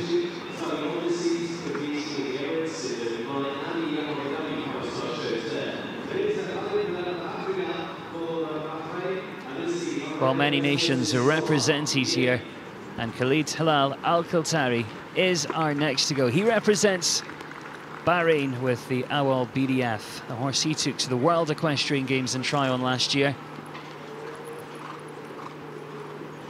He'll be looking for a different result from yesterday. It was less than inspiring. And I think he's, you can just see how he's shaping things up. He went the long route to fence number 2. Jigged around there to try and get more space, but really lost his rhythm. And form-wise, I mean, we've seen him riding a few World Cups and stuff over in Dubai, and he's just not having a great week so far. No.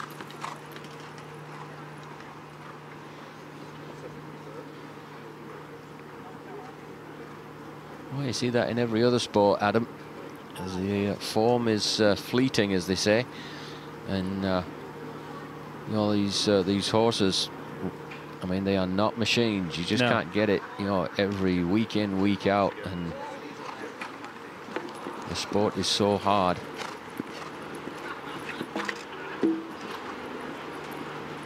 Especially in this one, where you think of tennis, you've got a 50-50 chance of winning, and swimming maybe 1 in 12 chance of winning, but sometimes in show jumping you've got about a 1 in 100 chance of winning. You know, it's a good point, but I think the other thing you have to remember is that really I akin it more to golf in that it's really your best effort. Yeah, on the day. And against the course designer, or against the course, right? You don't have that head-to-head where you can maybe play with your opponent a little bit. This really is about what you have in the tank, and whether you've been able to do your homework. And struggle here for Khalid today. Yeah, he's going to finish on a total of 15.84.03 his time.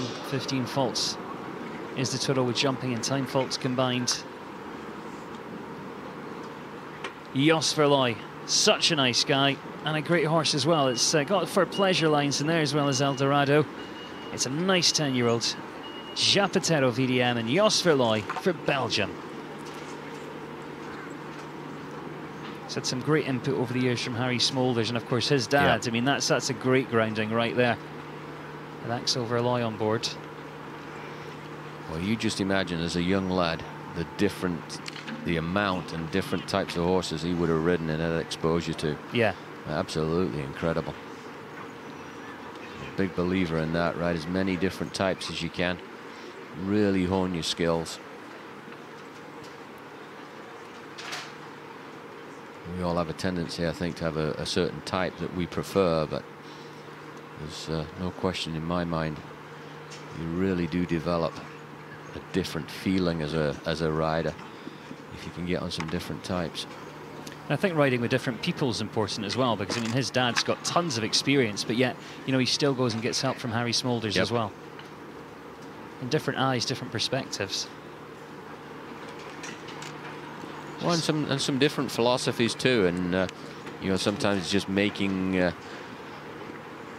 you sort of become a jigsaw puzzle of all sorts of different things. Yeah, but it's 2 down today for Jos Verlooy, finishing on 8 for Belgium, 72-42. Best we've seen so far, Max Kuhner sitting on the 4 faults alongside Will Funnell. So they're tied at the top on 4 faults at this stage as we still look ahead for that first clear. Looks like he just arrived a touch earlier than he'd hoped to there. Yeah.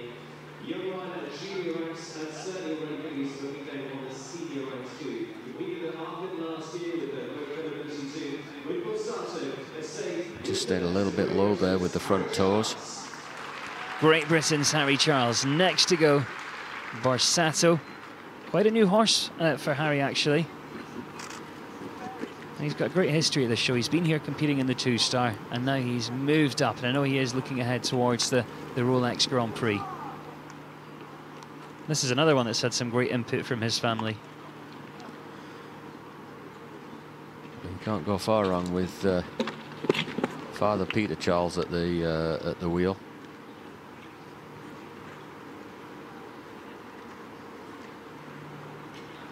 Very impressed with his maturity at such a young age. He doesn't get rattled. No. Stays nice and calm. Very calm under pressure. Yeah. He's answered some of the kind of early technical questions really well.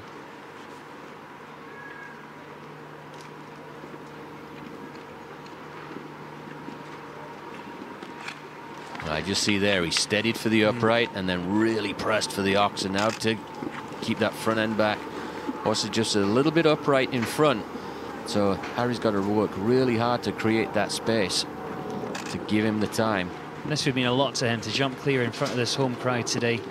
Just easy. On fence. We get the 5 easy. Boy. Really, really nice round. 71-79. Harry Charles from Great Britain gives us that first clear in the Kingdom of Bahrain Stakes for the King's Cup. And now he can breathe a sigh of relief. And so can the course designers. There's the first. I think we're still going to see another 5 or 6 more with the lineup, but he did a great job there.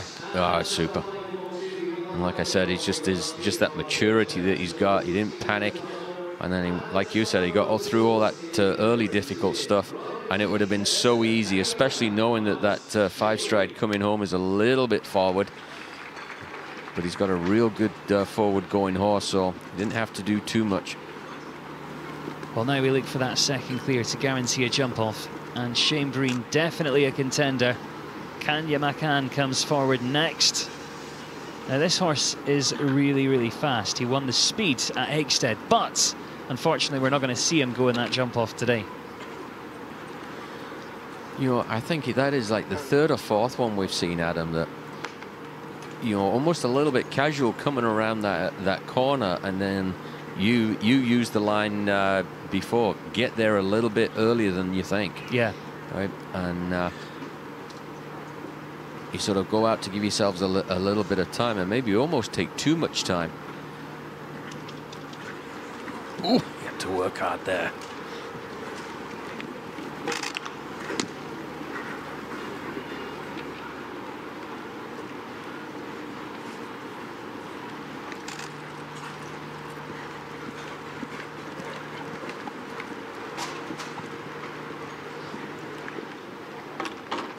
Oh, on the last. 69-48, 2 down. Shane Breen there for Ireland. Kanya Makan finishes on 8.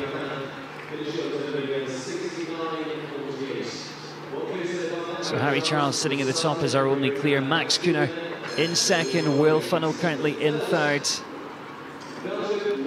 Yeah, he went to dig in and then just really didn't jump up sharp enough. But I think he was that little bit too close. And then almost the same thing there.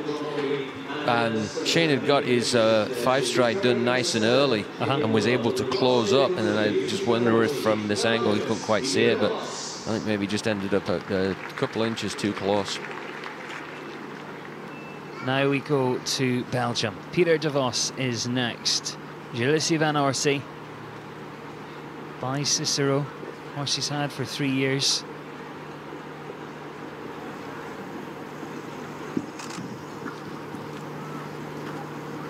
Like a few of the riders, he has to do a bit of juggling, because when he was about 17 or 18, he actually inherited a fruit farm, and he still works as a commercial manager of that fruit farm.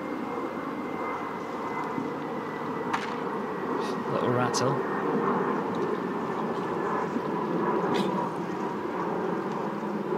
And this will be one of the biggest competitions this horse has jumped so far.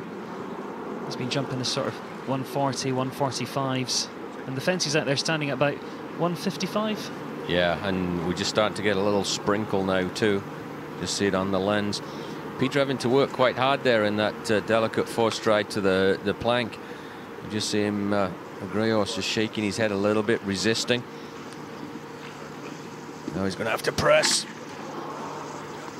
Bit casual there.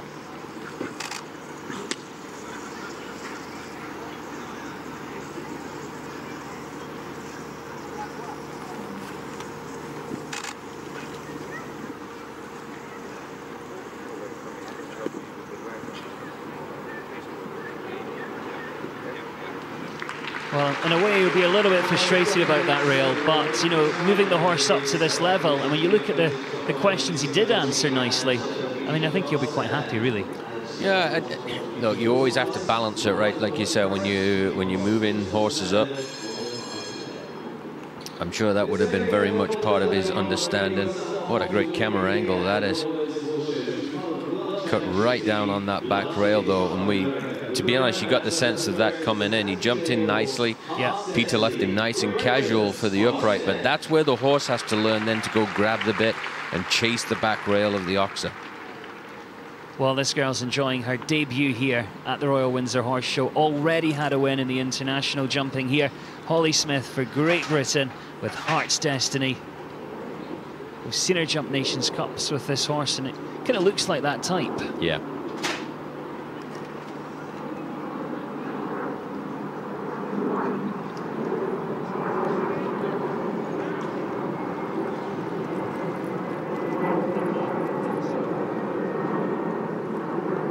She worked really hard there. Did a spot-on job. Did Holly there through that 4-stride.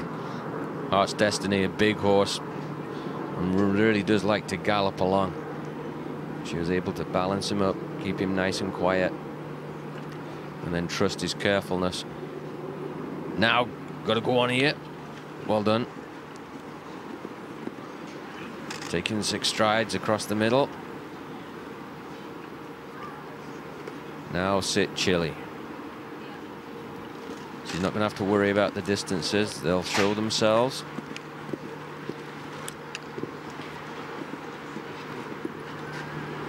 There we go. 2 in the jump off, 2 for Great Britain. She's thrilled, and rightly so. Oh, absolutely. You know, her first Windsor, she's such a hard-working rider along with her husband, Graham Smith. They do such a super job. And you saw her do just that here today, guaranteeing a jump off. Great Britain's Holly Smith goes through with Heart's Destiny. Super round from them. And joining Harry Charles, who is in fact down with Ali. Well, 2 Brits into the jump off, and I'm with Harry Charles, who was the first of those to go clear. Harry, you must be very pleased because it's causing all sorts of trouble, this course. Yeah, I walked it, and it's a good bit tougher than yesterday's course. There was a few clears yesterday, so I think he's built a course which reflects that. It's very up the height, very big, very technical. Time's not too much of an issue, but the course itself is already enough to jump. And I've dragged you over here as soon as you got off the horse. Have you had a look at the jump off course? I have, yes. My horse Passate, you know, he was 5th in the big class yesterday. He was double clear, and it's only his first 5-star show, and only my 3rd show together with him. So I think he's turning into what's going to be a real superstar of a horse. So today, his last class, I'm going to, I think, have a bit more of a go than I did yesterday and see where I end up. And enjoying your Windsor experience, this is the first time you're competing here at 5-star level? Yeah, it's my first time at Windsor here. In the 5-star, I came in 2015 for the 1-star. It's an amazing show. Definitely one of the top ones in the UK. To be here among 16 of the top 20 best riders in the world is amazing, and the organisers done a fantastic job. Even the weather conditions have been quite difficult, but it's been managed very well. Great to see you here, and great to see you in the jump off. Good luck. Thank you very much. Well, Harry Charles there speaking to Ali. He'll be back a little bit later. Sadly, this man will not, sitting on 4 faults at this stage. Syed Adan Alwawi for Bahrain with Beluyu, the horse he took to the Asian Games, and just catching the front rail there as well. Yeah, I mean, look at the size of this horse for Saeed. He's just a little fella, and this is a big horse, but he's really taking his time just now, just regrouping. Even early on in the course, though, Adam, he looked like he was thinking more about, wasn't too worried about time faults, just want to try and keep the rails up, but unfortunately, not today. And it looks like he just lost his rein a little bit coming down that line. You can see the horse really kind of swung out. It's going to be 14 in total, 81.01 there. Second of the riders that we've seen so far from Bahrain. Back legs just following through there. Never really got up and over. And that just that style, that technique there, that tells you that he just got far too close. Ran out of room. Well, here's a man we know very well. It is Eric Lamaze that takes us to Canada with Coco Bongo. I know he thinks a lot of this horse. He was part of the team that took second in the Nations Cup at the Spruce Meadows Masters with this horse last year. One of the fastest in the business, without a doubt. Well, and this horse is just he's such a steady campaigner for Eric. He's a really useful Nations Cup horse. He himself is not the quickest. You wouldn't really want him in a real fast jump off. But he really gives a solid effort every single time. He's so reliable. Eric's done a wonderful job just preparing him and trusting him and using him for the right competitions.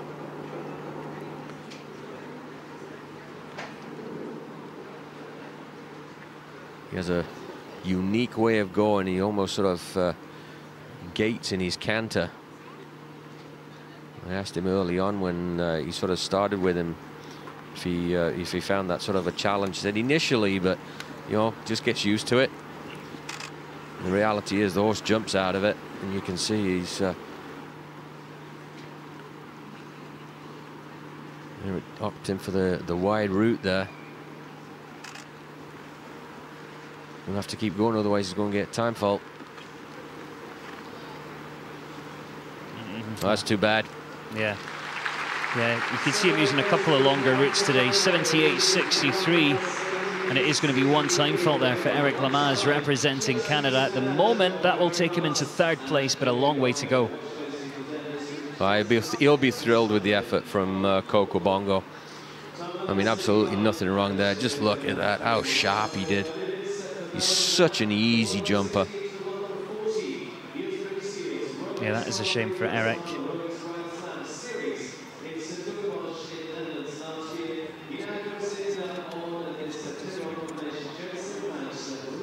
Neil Bronseals then for Belgium next. This is a 10-year-old. He took over the right when this horse was 7. He's got the great lines of Kidam de Revel in there. It's called Jensen van Mullenhof. Neil Bronseals with Belgium. You've definitely got to use an accent for that horse's name. Doesn't work without. I'll leave that to you.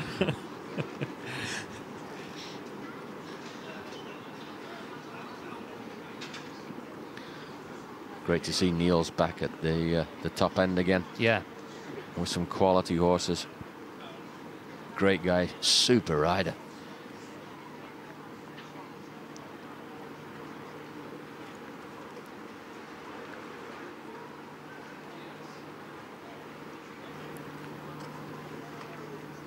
Rangy, scopy type of stallion, Jensen.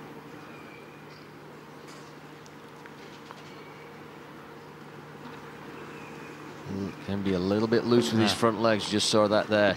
Saw it coming in, didn't you? First part. Tapped A and then really didn't sharpen himself up at B. Jumps the oxes for fun.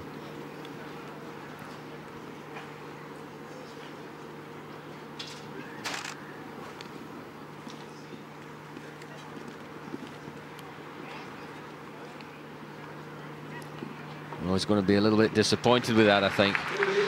Yeah, just the one coming down, 72-7-0 there for Niels Bronseels, representing Belgium. Fastest of the 4 fault rounds is 72.03. That's the round of Max Kuhner that currently sits in 4th. Neil heads down into 6th place at this stage with that 10-year-old, Jensen van Mullenhalf. You see here. Lovely expression, but already looking through. Yeah, and just stayed too low, stayed too flat. Didn't use his upper body to really come up and fold over that jump. We're off to the United States of America, and this is a horse that Edwina Tops-Alexander's ridden. Alberto Zorzi is also ridden, and I think it was probably during the time that Jessica was riding with Edwina that she took over this horse. It's Jessica Springsteen next, Volage Duval Henry for the USA.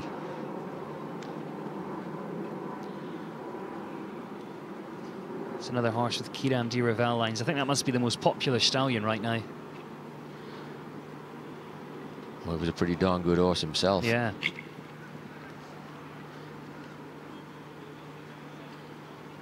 Got a lovely way of going, this horse. This is the type of horse I think I'd like to have ridden back in my day. A real fighter. Bounces right up over the jumps. And just naturally keeps itself together. Just fires. See how it comes off the ground. Good ride by Jessica. Noted that she had to go a little bit stronger to the oxer. Well done. Real feel through there. Yeah.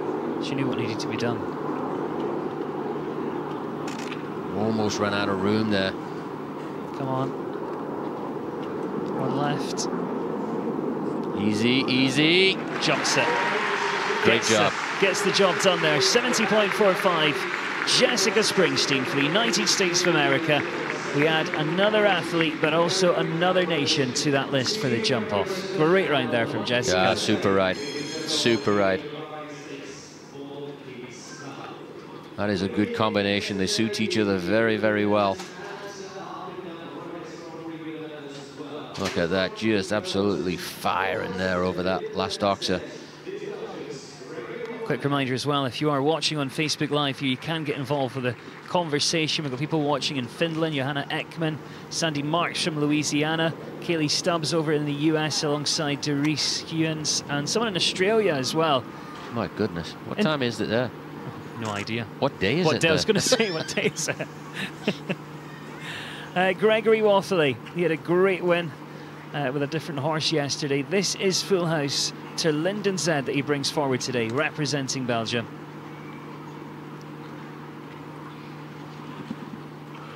Finished top 10 in Bonheiden with this horse quite recently. Well, he did a wonderful job with the other horse Spike yesterday in a competition that we thought, quite frankly, was done and dusted with Bertram Allen. But Gregory, easy for me to say, was not having any of it.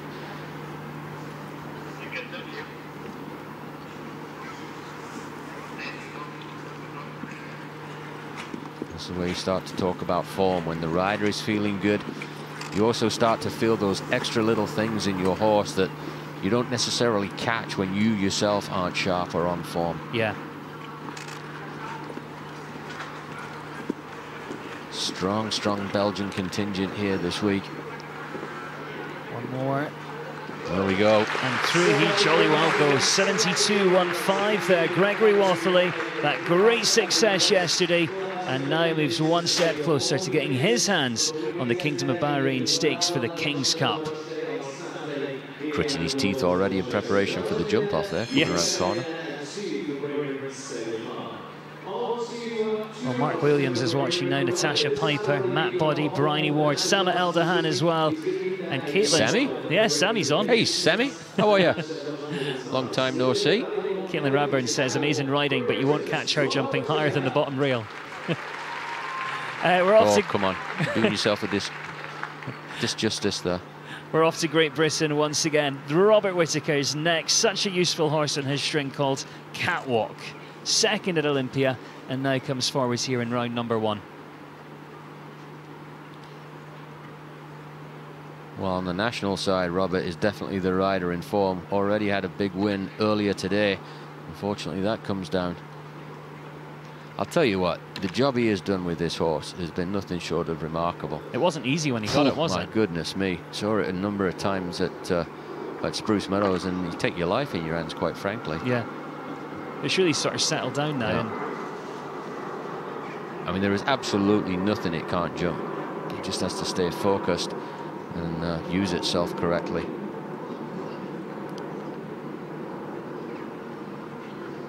Three rails, but I think what Robert's doing is he's going to use this as a training exercise now.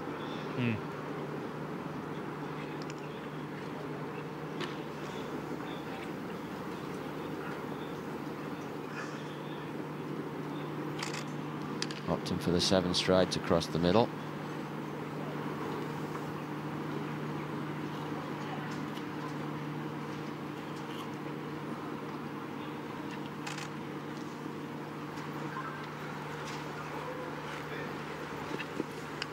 See those time faults now just starting to tick up as well.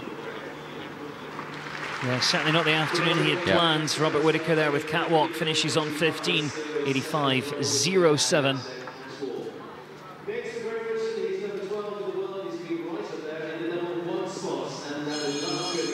He'll use that though as information moving forward. Yeah.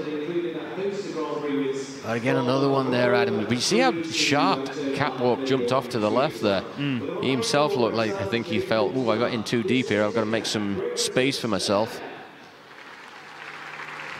Let's stay in Great Britain then. Ben Mayer is next with Tic Tac.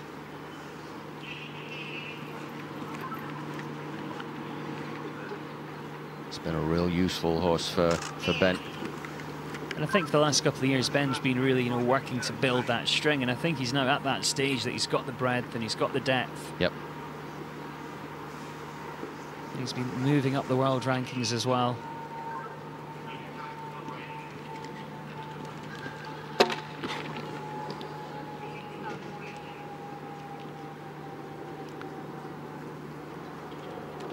Little tap, but stayed up.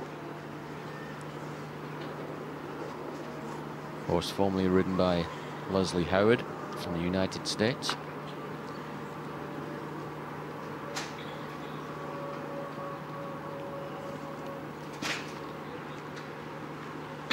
He's a real agile little horse. Had to work hard to get out. Got a little bit inverted over the middle part of the oxer, but Ben kept him together.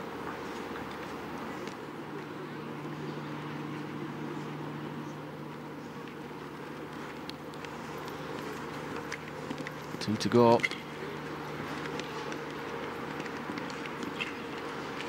Yes. Well, Great Britain are doing well today. 71.99. Teammates Holly Smith and Harry Charles already through alongside Jessica Springsteen and Gregory Watherley for the USA and for Belgium. Already a stellar jump-off field.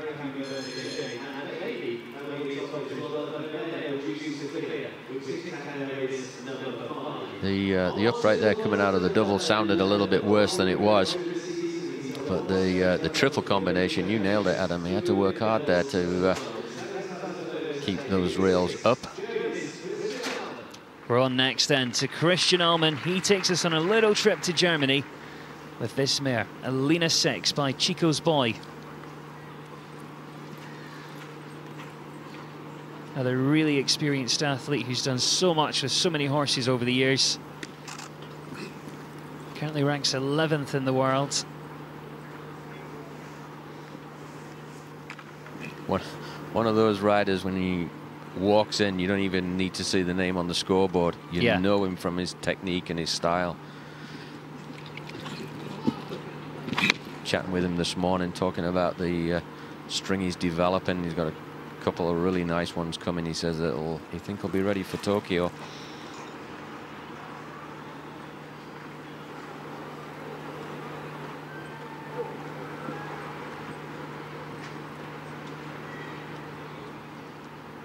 Germans are always strong at games and championships.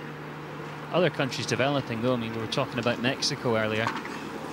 That's too bad. And you're involved with Team Canada now as well, and you've got a whole abundance of young riders coming through. Slowly, Adam. The challenge is getting the experience, you know, and being able to get to the big competitions. It's so hard to do to find that, especially when you're out in North America. Even I mean, we're lucky in some regards having Wellington and Spruce Meadows, but be able to go week in, week out like these guys do over here. Yeah, that's the difficulty. If you live, you know, in Germany or France, you can go to so many shows very quickly within an hour or two. And Christian Allman's certainly on that circuit regularly, but today finished on 4. The crowd cheers, and we're off to Great Britain again. Definitely a crowd favourite, this man. John Whittaker for Great Britain. GB's Hot Stuff by Locarno 62 out of a Cavalier Royale mare. That's like number 1. Oh, stayed up. Stayed up. Had a nice catch up with John this morning over coffee. And he's riding just as well now as he ever has. Oh my goodness me. And he's one of these riders that I love watching in the warm-up. And actually in the ring today as well, because he's riding every single stride. He's having to work so hard right now. Just looks like Hot Stuff isn't quite focused there. Struggling with the width of the oxes a little bit. John opting to go with the 5 stride to the plank. He's going to have to work here. Come on. No.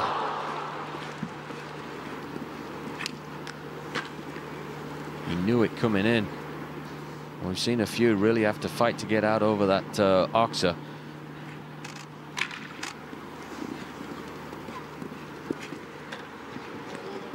Well, fastest of the 4s at the moment, 72.03, and certainly faster than that, but the last fence comes down. It's going to be 8 in total today for John Whittaker and GB's Hot Stuff. That could have been nasty at the end there. At least that one of his reins might have broken, or a bit of his martingale. Yeah. Well, there's a lesson for all young riders coming in when it gets messy like that. Like slip the reins. Yeah, stay out of their way. Yeah. Just never got to the appropriate takeoff spot there in the triple. And then John trying to stick that extra stride in. JB's Hot Stuff having none of it. Yeah, his reins broke. Well, this man currently ranks #1 in the world. It is now to one of the best in the business, without a doubt. Steve Gurdat buys the Rocco Blue VDL. This horse, it's called Flair, together representing Switzerland. You can see that armband. That's the one that does signify he's currently the best in the world.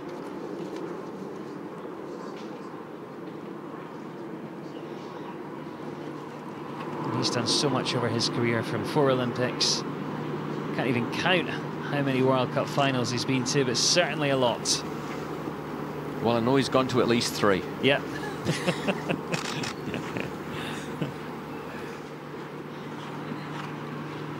I know he still enjoys producing the young horses as well. You often see him at the Young Horse Championships. Right.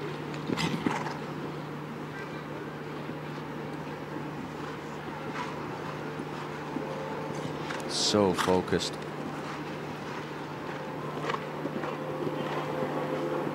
And for those that were watching the Royal Windsor Horse Show last year, you'll know that he was the man that won the Rolex Grand Prix, and certainly back to defend that title.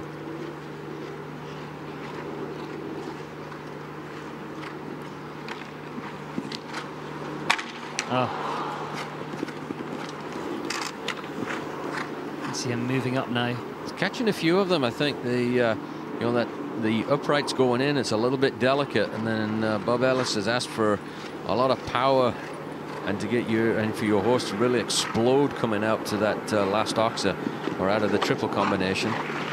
Well, he's going to be the fastest of the 4s, but it is 4 faults there for Steve Gurdat and Flair. 70.96 going to take them into 7th at this stage. And I think as soon as he had that, really, he did move up the pace a little bit with that in mind.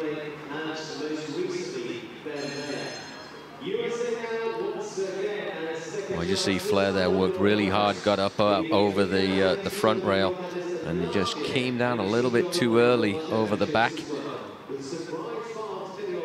United States of America is where we're heading next, and it's Laura Carrick's Jakarta. By Cicero Z Van Pamel, 10-year-old mare. Laura, great representative of Team USA. We've seen her in plenty of games, championships over the years.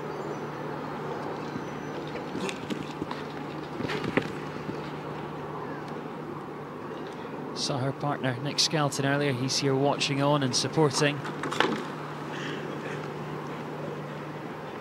Just struggling there through that four-stride. Jakarta not quite listening as Laura would like.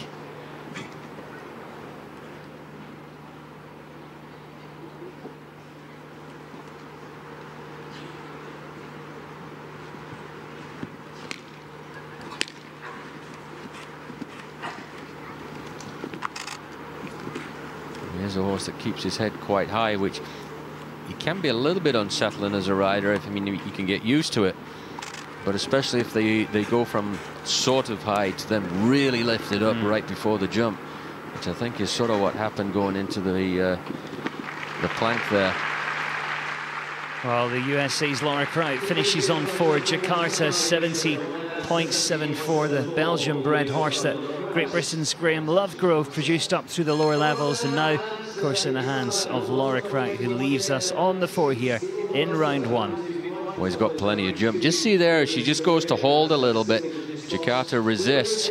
When the head goes up, the shoulders invert, the back stiffens. It's that little bit harder. But my goodness, it's got some pop. So many nations represented here. Simon Delestre next. He represents France. Chadino, the stallion by Chaco Blue. That's another really popular stallion right now.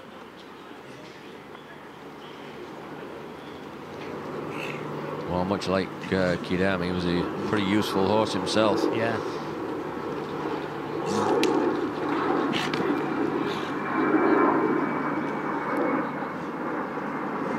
Simon currently ranked 19th in the world. I believe a former world #1. Yes, like pretty much everyone in the field almost. If you're riding in this competition and you're not a world or a former world #1, what have you been doing? Or an Olympian, or yeah. Well, the likelihood is you probably will be at some point. Yeah.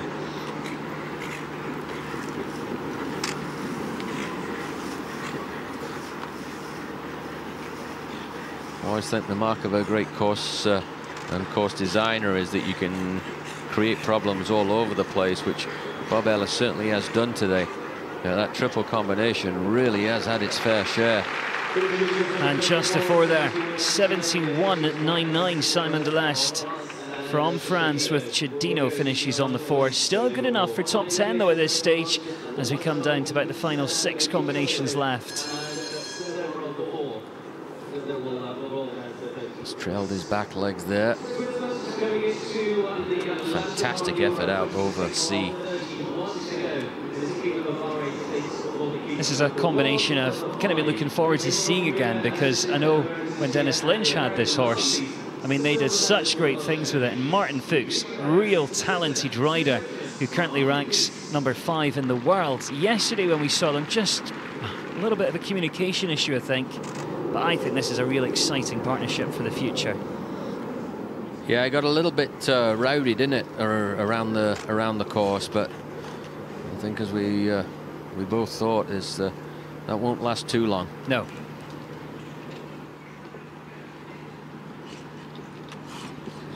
Such a great support team behind Martin, but again, how quickly he has come from a young rider finding his way at the top end of the sport to almost a seasoned veteran. And I think he might have done some work after coming out of the ring yesterday, because this horse looks much more settled now. You were saying? I was just thinking that as it was coming out of my mouth. But you can see him doing a real good job, though. He had to fight for his life through there. Shows the power and the quality of the horse, though. He could jump himself out of the issue. My friend Bobby will like me saying this, but I think it's down to the dressage on this one. Yeah, absolutely is. 71-58 there. Martin Fuchs, the sinner, going through for Switzerland. Well, he was sinning a little bit on the the turn into the triple combination, because that's where the problems come, I think. Yeah. He hadn't quite got his lead all sorted out, so he was a little bit stiff. He hadn't been able to get himself settled in. And that was, shall we say, less than an ideal approach. Yeah, and Martin managed to sort it out My brilliantly. goodness.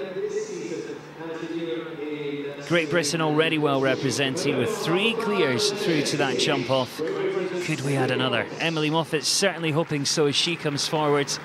Copain Duparchet for Great Britain.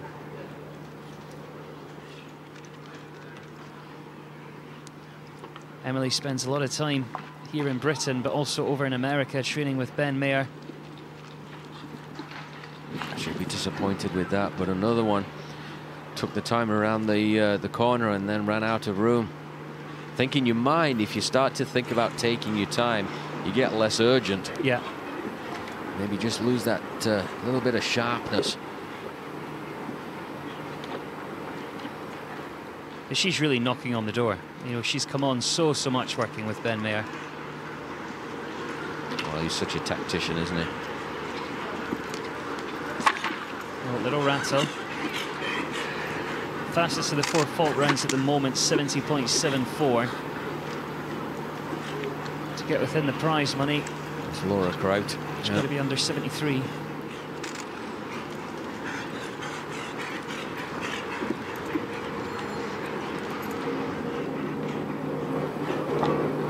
Well, that was a nice trip other than that. Yeah, 73.83 is the time. Just takes the 1 down and finishes on 4 there. Emily Moffat and Copain Duparchet. Plenty of clears in the mix. We've got 6 of those so far. One of them is Jessica Springsteen. I've not seen Jess for ages. Let's send it down to Ali.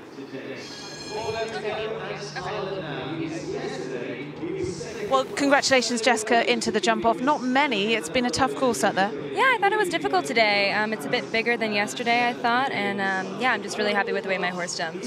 What are you riding in this class? Village. Yeah. Tell me a bit about that. I've had her since she was 8. She's 10 years old now, and she's just starting to get comfortable at this level, and each round she improves and she gets it more and more, so I'm really excited about her. How fast is she against the clock? Because it's quite a short jump, of course. Yeah, she can be really fast, so hopefully it goes well, yeah. You enjoying your Windsor experience? You've been here a few times, haven't you? Yeah, this is my 3rd year here. I'm so excited to come back, and the sun's out, and it's just an amazing atmosphere. At the moment, the sun is out, which we're all enjoying, but look, good luck in the jump up. Thank you. Well, we are on track then with a real talented rider, and I know we say that, but there's hardly anyone in this class that isn't, to be honest. This is Bertram Allen for Ireland with Izzy by Picabello. Hardly. You cannot be at this level at this event without having supreme quality as an athlete and having horses underneath you of the same. It's that simple. It's just too hard. That's too bad for Bertram. Everything going so nicely. He had such a great trip yesterday. Stayed a little bit flat through that triple, and then also the rail coming down the Oxa afterwards.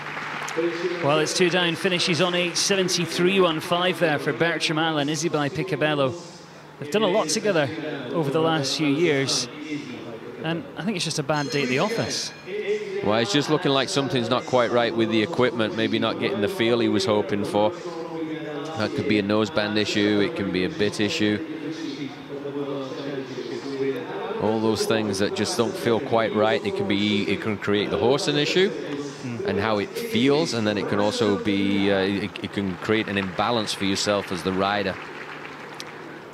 Well, Jessica Springsteen already clear. Lorenzo De Luca, her partner, coming forward next then with Amarat Demore for Italy. Oh, he's got a smile on his face, this fella, doesn't he? He's a real nice guy. And such a great couple, him and Jessica. They're always posting really nice pictures together on Instagram. And I think it must be nice because a lot of these riders, you know, they're traveling all the time. Yeah. So to have someone that's at least some of the same events, that's nice. Well, and understands too is what's involved and the effort you have to put in and the grind that it is. So a lot of these riders make it look easy. I mean, it's long days, tons of traveling, and tons of highs and lows as well. And I think that Rolex, it has. It's just come down. Rolex came down, and whoa! He just took a peek there at that water tray right at the last minute.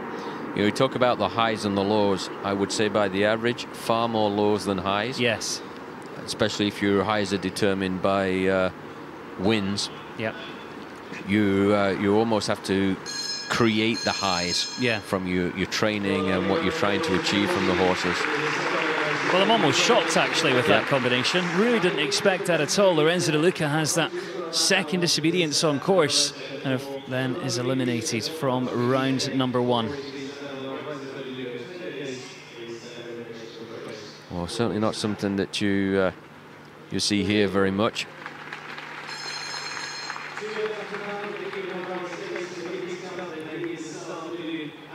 I think it was that gap right in the middle. It kind of drawed the horse's eye down. Yeah, I think you're right, Adam.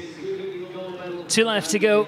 Canada is where we're off to next. Eric Lamaze earlier came so close with that time fault, and now Tiffany Foster's next. Victor for Canada. This has been a great servant to Tiffany. Oh, he's absolutely fabulous. I mean, Tiffany loves all her horses equally, I think, except for Victor. But don't tell the others. No, don't tell the others. He's the favourite. And Tiffany's another one that's always smiling. Oh, she's such a great ambassador for the global sport, but for certainly in Canada, always willing to give back. She has such a following and so great with the young riders, always giving of her time.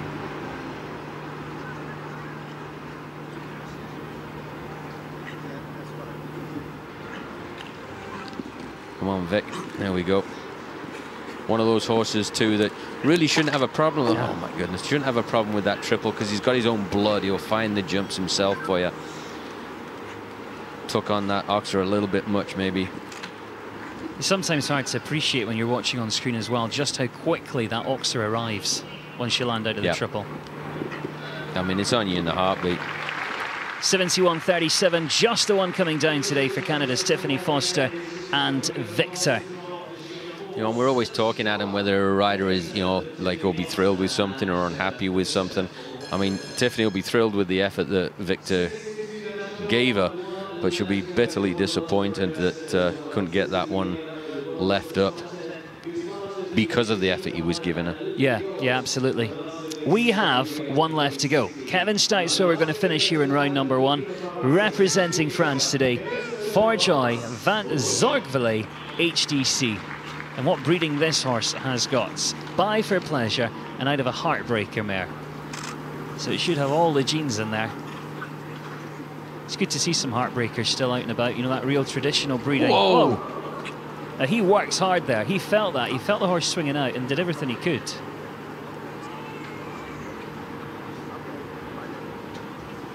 Well, completely locked up on him through that turn.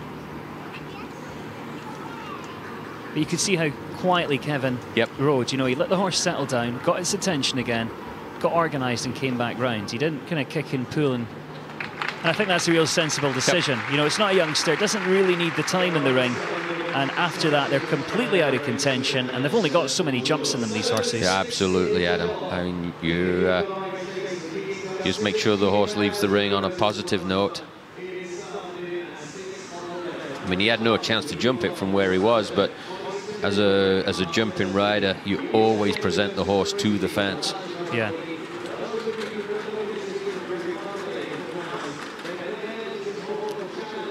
Well, 31 started in the first round, and we are going to be taking a total of 6 through to that jump off against the clock. 50% of the field representing the home nation of Great Britain. We've got Harry Charles, Holly Smith and Ben Mayer. For the USA, Jess Springsteen, Gregory Wathley, a win yesterday, and he heads through to that jump off. And Martin Fuchs having that great draw of going last with the Sinner. Kind of hard to pick, John. It is hard to pick, and I mean, I think it's interesting Martin having that last draw, which is usually pole position.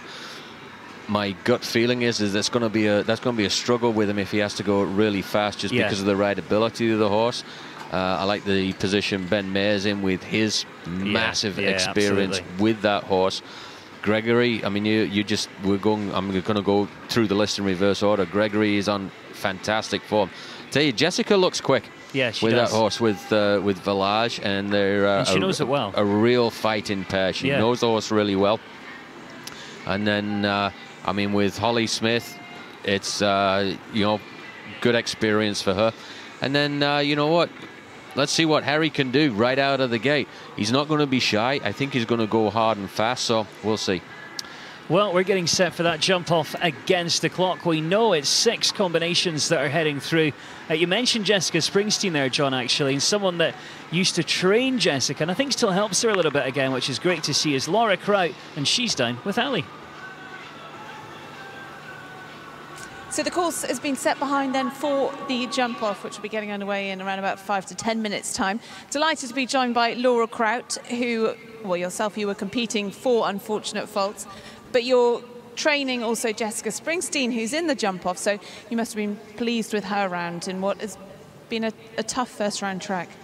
This was very tough today. I think, you know, for a lot of the riders, they were riding maybe not their Grand Prix horse for tomorrow, and this was maximum. I think this could be just as good for tomorrow as today. I'm really pleased with Jessie. Her mare jumped great, and I think she'll be one to watch for the jump off because she's never slow.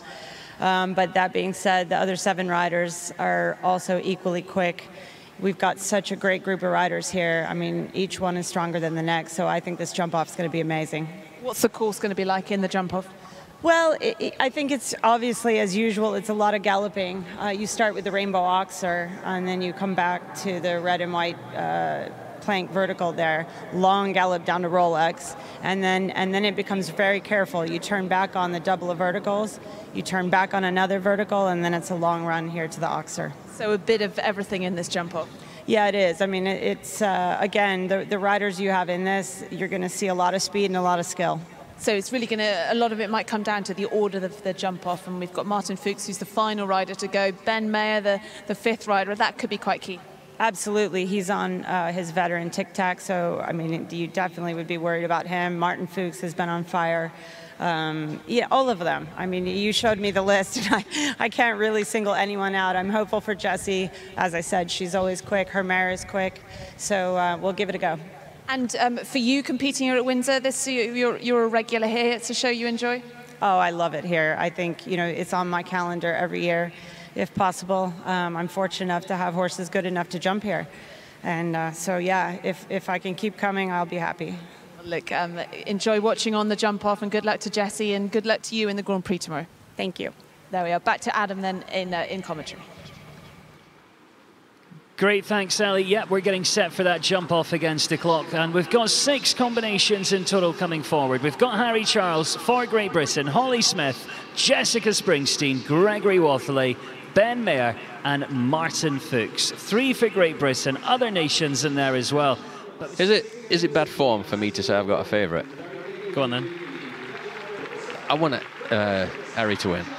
Well, let's find out. And only just be, well, Pete's a good mate, which is, but I think it would be great to see a young rider step up in his home country and take a big win like this. I think it could be absolutely fantastic. He's got it all on, though. Well, the stage is most definitely set. Total of 6 combinations coming forward for the jump off against the clock. And what better place to start than in Great Britain? Harry Charles gets us underway with Borsato. He's going to want to add on as much pressure as he can. Job number 1, go clear. And then make them come chase you. That was dynamic. Nice thing with Borsato, he's got a galloping forward step.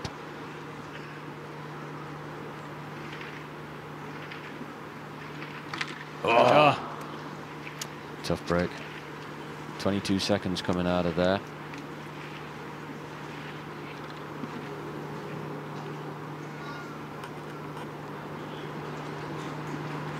Long run home to that. Was a plank, now it's an oxer. 35.74, one rail down. Yeah, so Harry Charles just finishing on for faults there. And I think he wanted to add the pressure on. He knew he had some quick ones coming behind him, and he had to try and pull out all the stops.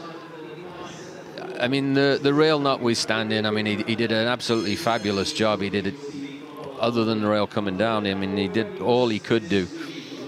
He didn't go overly quick. Borsato, just there, he has that slight tremor almost with his front legs coming off the ground. And unfortunately, maybe a touch close. Holly Smith also representing Great Britain. This is Heart's Destiny. Holly's already taken one of the international competitions here just yesterday.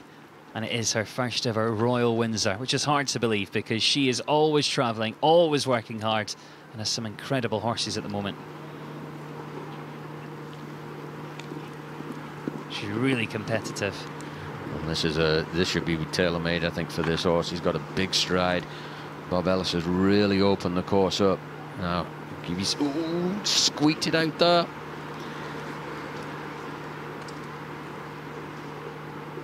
Similar time. Keep coming forward now. Forward, come on, up. Jumps it, let's have a look. 34.02, that's the pressure added on. Holly Smith for Great Britain. Nice. What a show she's having so far. Heart's Destiny now leads the way. That was tidy. That was really, really good. Opened him up early on when she could, then managed to gear him back down for that delicate double of uprights. You just wonder if maybe coming home there's a stride less, but I think she did exactly what she needed to do now. Now she said she's laid the marker down, now come chase me. Well, we've got something to chase indeed. 34.02 is the time that has to be beaten. This girl's definitely got a chance. It is Jessica Springsteen next to go. Village Duval Henry.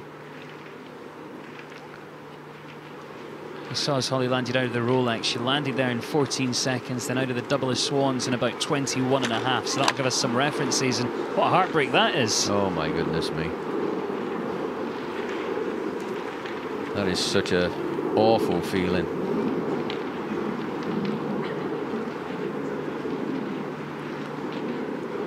Now just see what Jess's plan is. She keeps going at pace. She's certainly up on the time. Oh. And then dug him way too tight there. Finishes on 8 today. 34.65 is the time. Just a touch steadier there with those two rails for Jess Springsteen. Yeah. You have to think that probably she geared down to that last jump. Had she been on track, she'd had probably would have finished that off in high 33s, but wasn't to be. No. Two rails down. Well, Holly Smith leads the way for Great Britain with Heart's Destiny. Harry Charles second, Jessica Springsteen in third, and for Belgium, it's Gregory Wathelet next. Well, we'll see if the world #1 knows what he's talking about now. Steve Goodhat said this is the combination that his money would be on in the jump-off. And you'd think being world #1, he knows what he's talking about. Yeah, I think so. I don't know if he's a good handicapper. And unfortunately in our sport, sometimes it's not just horsepower, rider power and talent, it's also a little bit of luck. You need a bit of luck. So let's see. 34.02, time to beat. Oh. Nope. Not to be.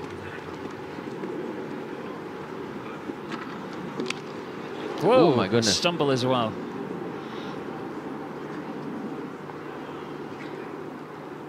Nice recovery. Form is fleeting. Yeah. Yeah.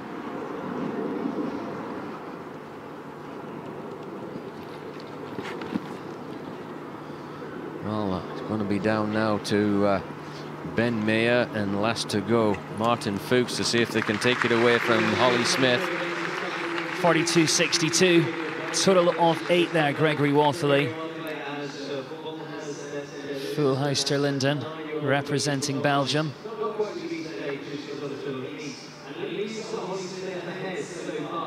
One left to go for Great Britain, one left for Switzerland. You see that stumble? Yeah. Just overextended a little bit in his canter there and just wasn't quite balanced. This partnership will be quick. Oh, always quick. He knows this horse well. He knows it can turn. For Great Britain, Ben Mayer and Tic Tac. 34.02. His teammate Holly Smith sitting right at the top.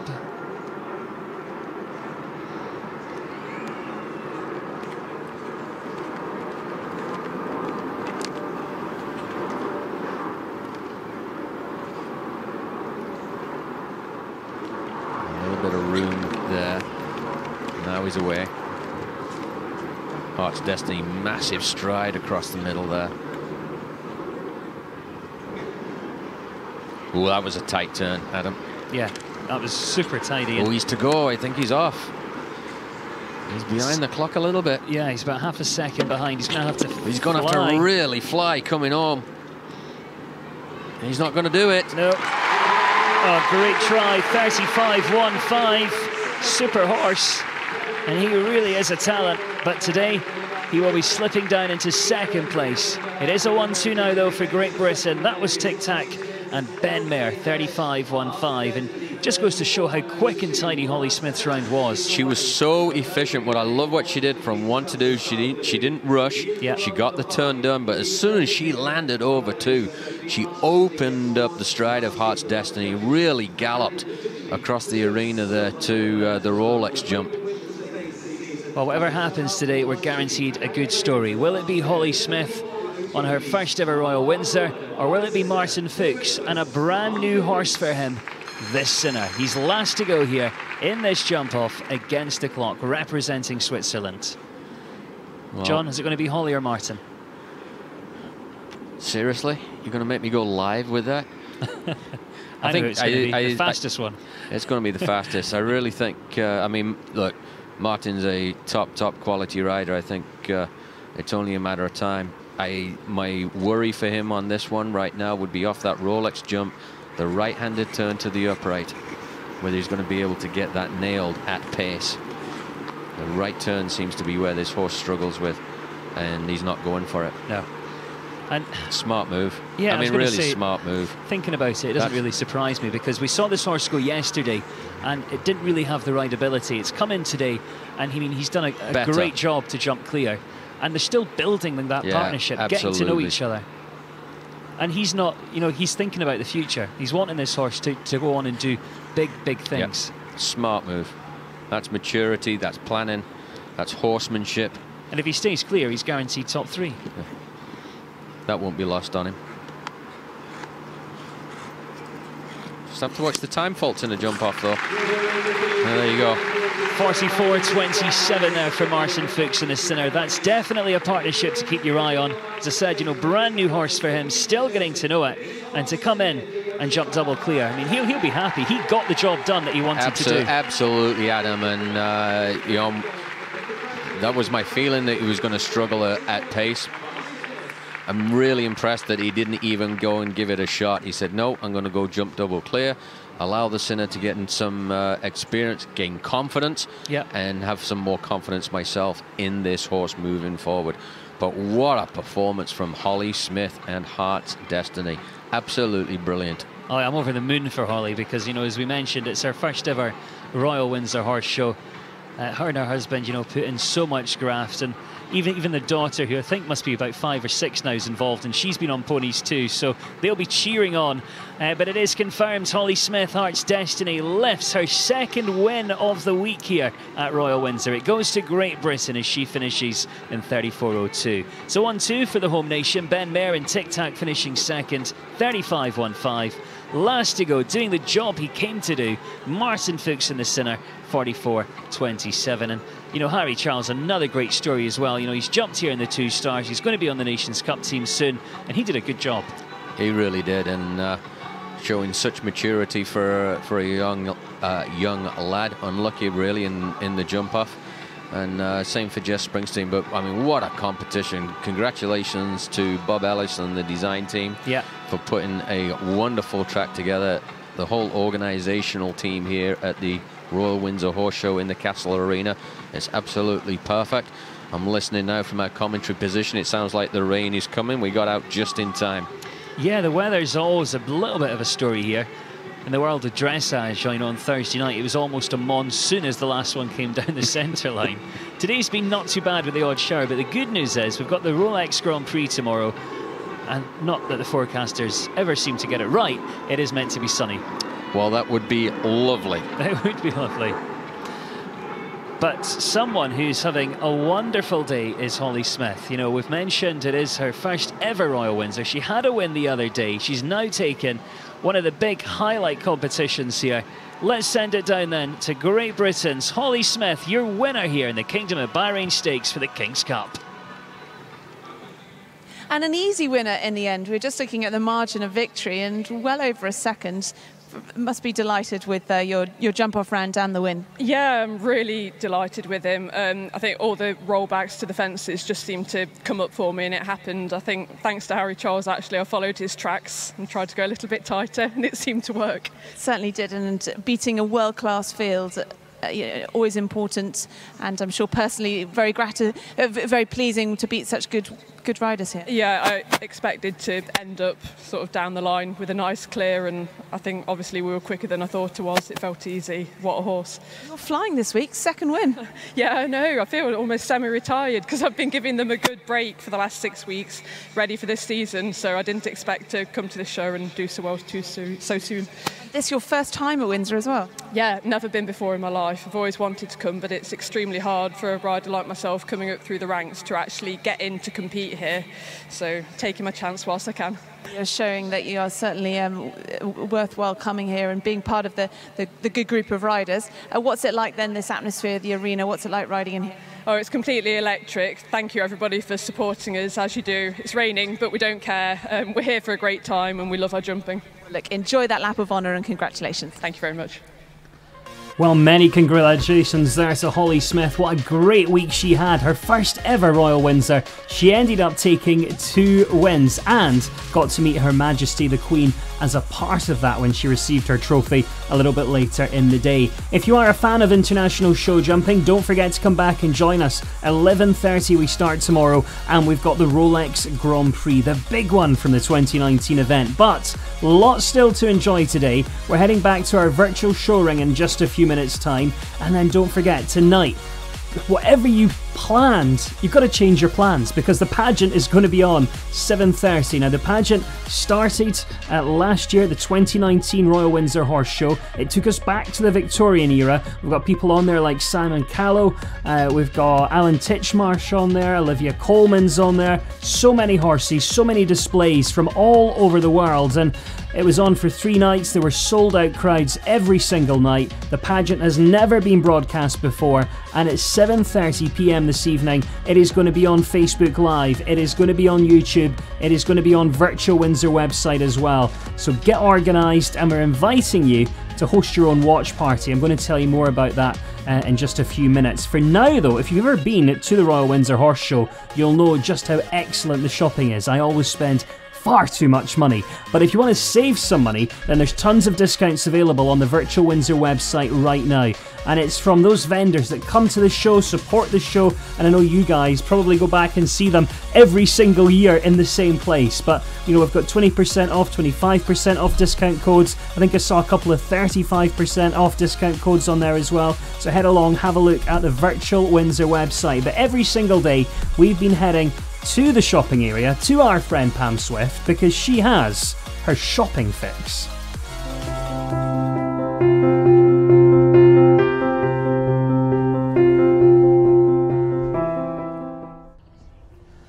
Hello everyone, my name's Pam Swift and I run the shopping at Royal Windsor Horse Show. This year, of course, we've had to do something a bit different, so we've gone virtual. Shopping's so important at the event, so this means that you can still get the bargains, still meet the exhibitors and still find products that you're looking for. Here are today's shopping fixes. Today we're looking at the horse and rider zone. It's anything from a solarium to a hoof pick and everything in between. Whether you're a happy hacker or a competition rider, you're sure to find something interesting. Do take a look. Just Chaps specialises in the design and manufacture of half chaps, gaiters and waterproofs. Our aim is to provide you with products that are great fitting, great looking and all for a great price. Over the past 15 years we've developed the widest range of styles and sizes, even dinky dinky. Two of our most successful offerings at the moment are our dry rider range of waterproof trousers, full chaps and waterproof gloves. Waterproof trousers were voted best in test by Horse and Hound. And I'm also very proud of our new premium range, the Saltos range of leather gaiters and half chaps, which have proved to be another winner. Another award winner is our all-purpose gloves, voted approved by Horse and Hound, perfect for in the yard and in the saddle. What I'm trying to say is that we're not just chaps anymore and that we're really looking forward to seeing you just as soon as we can. Stay safe, everyone. My name's Phil McCallion from Equestrian Book Fair and we're based in the Yorkshire Dales. We carry 2,500 equestrian books, adult and children's, and we also have Breyer horses and Slyke horses and many gifts that you might be interested in. So this is our ladies' tailcoat. We call this the Isabel. We've added an extra row of buttons which gives a very modern look to the tailcoat, and you can choose all the details. So you can choose your contrast fabric here on the breast pocket, your waistcoat points, your cuff detail here. That's quite a simple one, but you can add the more signature detail which we have, which is the square that goes around the buttons. You can choose the lining here in the tails. All our tailcoats are fully weighted. They have several weights in them to give them a good weight so they don't blow around in the wind. In the back we have the piping. This again is optional, you don't have to have it. You usually put a single row of piping here and then you can have a double row on the tails if you would like it. And the tailcoat will then be fitted to the rider, so we can make adjustments not only in the body widths but also in the lengths, the body length and the tails. Hi, I'm Jess from Voltaire Design. I am one of our sports saddle specialists and I cover the South East. We are a French saddle brand and we make bespoke saddles to suit you and your horse to enable you to express your full potential as a rider. We also offer a range of accessories like the ones you can see here to go with your saddle. Now for any of you who are on lockdown shopping, we are offering a 20% offer of every single new Voltaire Design saddle purchased during the virtual Windsor Horse Show. That is between the 13th and the 17th of May. All you need to do is contact myself or the Voltaire Design Facebook page and you will be entitled to that fantastic offer. Some of you may already have seen we're offering 20% off all of our accessories, some of which you can see here. This includes things like our Voltaire Design luggage, small accessories like our caps, socks and cleaning kits, but it also includes some of our fantastic girths. These are all super soft for your horse's comfort. They come in anatomical, stud, short and long to suit the style of your saddle. We also have 20% off our beautiful breastplates, which are fully adjustable. They offer you the ability to turn it into a martingale. Each of these pieces are removable and again are super soft French leather. We also have it on our bridles. Now these are really popular. They have a beautiful wide piece here for the horse's comfort. It's all padded and soft. This comes in a grackle as well as a flash. I love all of our Voltaire Design accessories and I think it's a fantastic opportunity to get exactly what you want to match your saddle, and if you don't already have a Voltaire Design saddle then you need to get a saddle to match your new accessories. One of the best products we have is our grease. This is fantastic for softening up any leather. We also then have the soap, which again is great for any leather product that you have and makes everything super shiny. All of our accessories at the moment, not only do we have 20% off, but we also have free shipping. All you need to do is go onto our website, use the discount code below, and you are good to go. We are lucky enough to be taking part in the virtual Windsor Horse Show as part of the shopping village. It's a fantastic show, Windsor. It's super diverse. It brings lots of different disciplines, which in turn brings very different trade stands and products for people to buy. It's in a fantastic location, pretty much in the Queen's back garden, which again brings a great amount of people to the show, and it's always super organised. The trade stands are always really well run, and it's something we really enjoy, and we're really proud to be part of the virtual show. Hi everybody, welcome to Country Frog. What we are is an equestrian personal shopping service where we offer extremely good quality brands supplied by amazing manufacturers, which allows us to give exceptional customer service. We offer the complete competition look along with some fashion. We're not really into hay nets and hoof picks, because we thought we'd be a little bit different and go out and search for what we thought you, the equestrian, would like to see above the norm. Casque has got to be one of my personal favourite brands. I enjoy fitting helmets. I enjoy the challenge of somebody never having a helmet that made them feel so comfortable they didn't realise it had on their head. They're manufactured, they're actually handmade in Italy, in Bergamo, and we have a fantastic working relationship. And I do believe we've got the largest stock in the UK. Why do I like Casque? Well, firstly, there's a Casque for every occasion. I've got blingy, I've got bespoke designer where we can put the leather on top. I have got your everyday helmet. I've got showing with champagne straps. I have a wide peak, which those people, it's not a fashion, it's actually to use as a sun visor when show jumping, which on the continent is quite a wide selling market, and they do actually prefer them to the standard peak. In the UK, the biggest selling colour is blue. In Europe, it's black. So we do have a different market for Casque. Each helmet on the inside is exactly the same. You've got a pull-out liner, you have a comfort guard at the back, and we've actually got a different comfort guard which allows you to put your hair up inside, or for gentlemen in particular who have no hair, it gives additional grip and comfort at the back of the head. They are absolutely superb quality. All come with a complimentary hat bag, which isn't a cheap, nasty drawstring. It's a proper constructed Casque carry bag. To clean them, wipe clean with a sponge and water. Nothing fancy needed, and they'll come up looking like new every single time. Like I said, a Casque for every occasion, from everyday work to the highest of competitions. Hi, I'm Emily Gortry from Equidrill.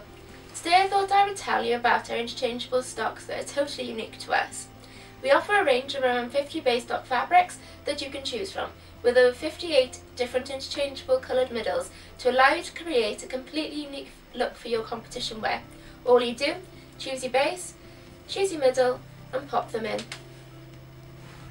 I hope you enjoyed those shopping fixes, and thank you for supporting our exhibitors. We'll see you tomorrow.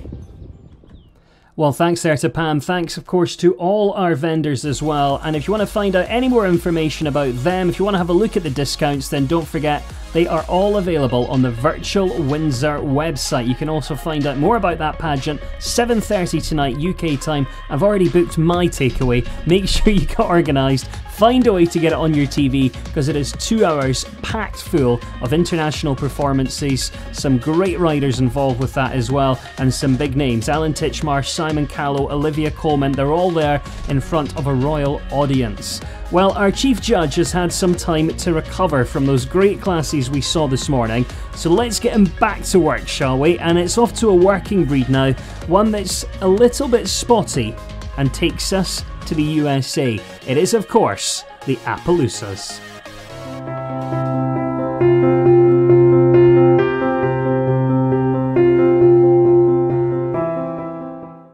Well, it is Saturday, the 16th of May. Good afternoon. It is in the Copper Horse Arena, Copper Horse Ring, that we are judging the Appaloosas, and Super Judge, it is the last of his competitions. Good afternoon and welcome, Mr. Nigel Hollings. Thank you. Just to say you've frozen, or you've unfrozen now. Oh, good. Oh, sorry about that. Yeah, but it's a beautiful day at Windsor. So, Nigel, the Appaloosas, very much the stock horse, the ranch horse of the Americas. Yes, and you know, for over here as well. I mean, it's a working horse, and we have to have, you know, bone and substance. But like any other show class, you've got to have the quality as well. And those are the principles I adopted. Well done. Well done indeed. Right, Nigel, shall we go down the top 10 of the Appaloosas, the final class before we head towards the Supreme? Yeah. In 10th place in the Appaloosas, Amelia Stora and Bundle of Dreams. In 9th place, Red Heart Reflection, Leanne Wood and Red Heart Reflection. In 8th place, Calms Before Dark and Joanne Prestige King. In 7th was Red Heart Reality, very popular prefix in the Appaloosas. And in 6th place, Danielle French and Mont Blanc. 5th was Rachel Cutter and Tarryhon Florida May. And 4th, Danielle French, again with Causing a Rumpus. And now your top 3, Nigel. Yes, I mean, the 3rd placed horse, I mean, a lovely action photograph. It shows his power, lovely backdrop as well.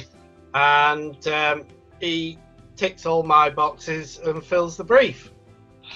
Well done indeed. And the brief, judging as you've said, any show horse class, any class, is all about breed standard and a correction and a correctness and way of going, isn't it? Yes, and I love the way this horse used itself and its movement, and I loved it's the way it carried its front as well.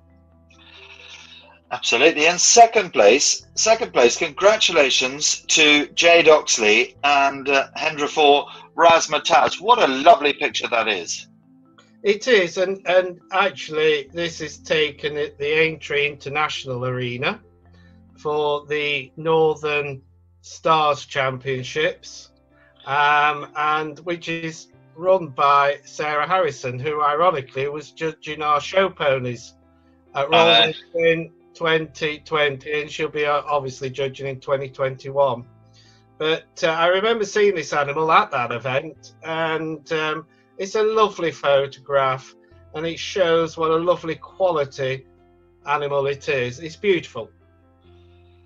Very well done. They're placed in second. And the winner of the Appaloosa class, well done to Megan Scher and Desired Edition. A lovely picture by the River Thames, Nigel. Yes, I mean, as soon as I opened it, it made me smile. I mean, the scope of the horse, the way the lovely limb, and, you know, he is a beautiful representation of the class that we're judging. The whole picture just makes you smile, and you know, with that backdrop as well, you couldn't have picked a more perfect setting. And there we are with the champion rosette on. It's just a stunning animal, and I actually did watch it at Royal Windsor when it was champion. So yeah, I was very, very pleased. Well done, Nigel. Nigel, before you go, thank you so much for everything that you've done. I know that we've got the Supreme to go, and I know it's so disappointing for everybody to miss the first major event of the year that is the Royal Windsor Horse Show, but we hope that everybody's had fun with virtual Royal Windsor Horse Show, and I hope you have as well, Nigel. Yes, I mean, what started off as a, you know, a fun idea, you know, to give a bit of enjoyment back into what we all love. Especially with the involvement of Royal Windsor Horse Show, and it's just grown and grown into something which has been spectacular. And the people behind the scenes that have put it together, everybody, my co-judges, yourself, I've never got so close to you in my life. We've certainly never talked as much, have we? I mean, we talk, but we don't talk like this as much as this. Yeah. But yeah, you're usually not running. I was going to say running, but you're usually walking past me, and I say hello, and then we say hello, and we both get on with our jobs at Royal Windsor. But no, it's been a pleasure, and it's something I'll never forget. And do you ever want to see Dropbox again, Nigel? Not for a long time. You know, if anybody says Dropbox to me, you know, I immediately glaze over.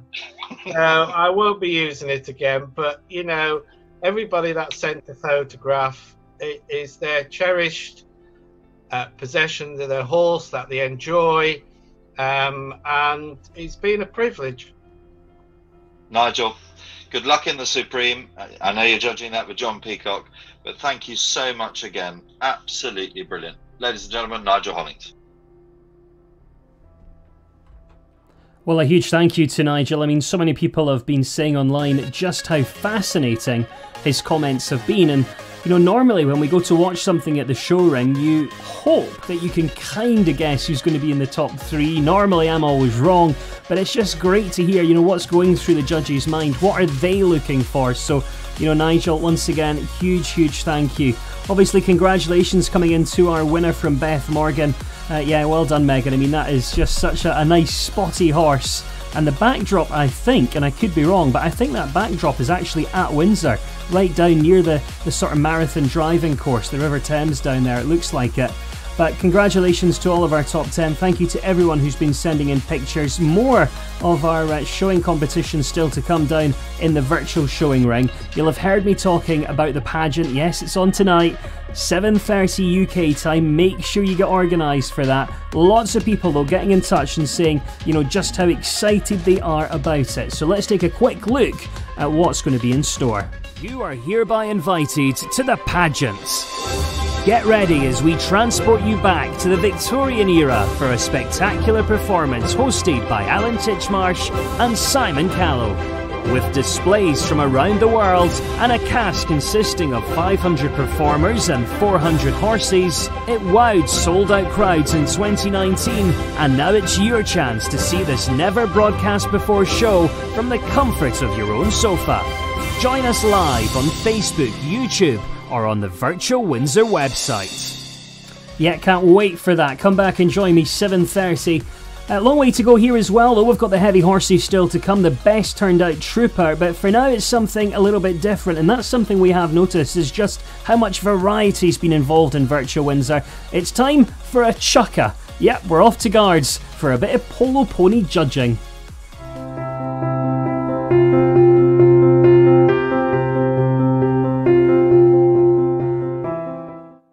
Well, good afternoon, everybody. Welcome to Virtual Windsor, the Royal Windsor Horse Show. Delighted to welcome Anthony Fanshawe. Anthony, who is the playing manager at the world famous, the one and only Guards Polo Club. Anthony, thank you so much for doing this. You had a lot of entries, didn't you? Yeah, we did. Yeah, bizarrely, people probably haven't got much to do at the moment. I know. And different style of judging, wasn't there? Because you had to record the polo action shots, didn't you? Yeah, well, we got sent these, and yes, it is very difficult to judge what a horse looks like when it's going at a flat out gallop or even a slow, and from a still photo. Yeah, I think maybe in the future, if we did this again, we might have a still shot of them actually standing, being stood up, which would be quite nice. Yeah, that'd be quite nice. Yeah. You could judge a polo pony on its combination, couldn't you? Yeah. But, well, that might take you a little bit longer, but there we are. Yeah, well, might change the result, but it is. But it has been fun doing it with Charles Beresford, and it's let's see whether everyone. There's no doubt people thinking about how bad and blind we are, but that's normal. Well, exactly. Well, you are polo players, right? Okay, let's go for it. In 10th place, Rosanna Turk and High Bullen. In 9th, Laura James and Joanna. 8th, well done to Kim Callahan and Classy's Bandido. In 7th, Jess Roach and Camilla. In 6th place, Aurora Eastwood and Smoothie. In 5th place, La Florence Polo. In fourth place, Sammy Luff and Princess Cherry. And they were pretty difficult ones for you to pick, weren't they, Anthony? Yeah, especially actually to get to these last, to the sort of third, fourth, and fifth. It was pretty difficult. And but there we are. That we are where we are, as they say. We are where we are. Yeah, and now we get into the ones that we actually, thought, bloody hell, I wouldn't mind playing that one.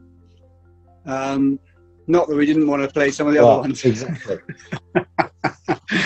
So, in third place is a lovely chestnut of Pepina and Sam and Frank. Great action shot there. Yeah, and it just looks like a tank of a horse to me. It looks going around really nice and happy, and it's a great photograph. Ears pricked forward. Great, isn't it? Yeah, one ear on that bull. Oh, look at this. I mean, flat out in second place, Hilali Norin and Chapa Escopiana. I mean, absolutely flat out, weren't they? Full tilt. That's actually Lucera playing it. He's a eight goal player, and that horse has played the Argentine Open. I actually know that horse, and it is a very good horse. It's a great photograph,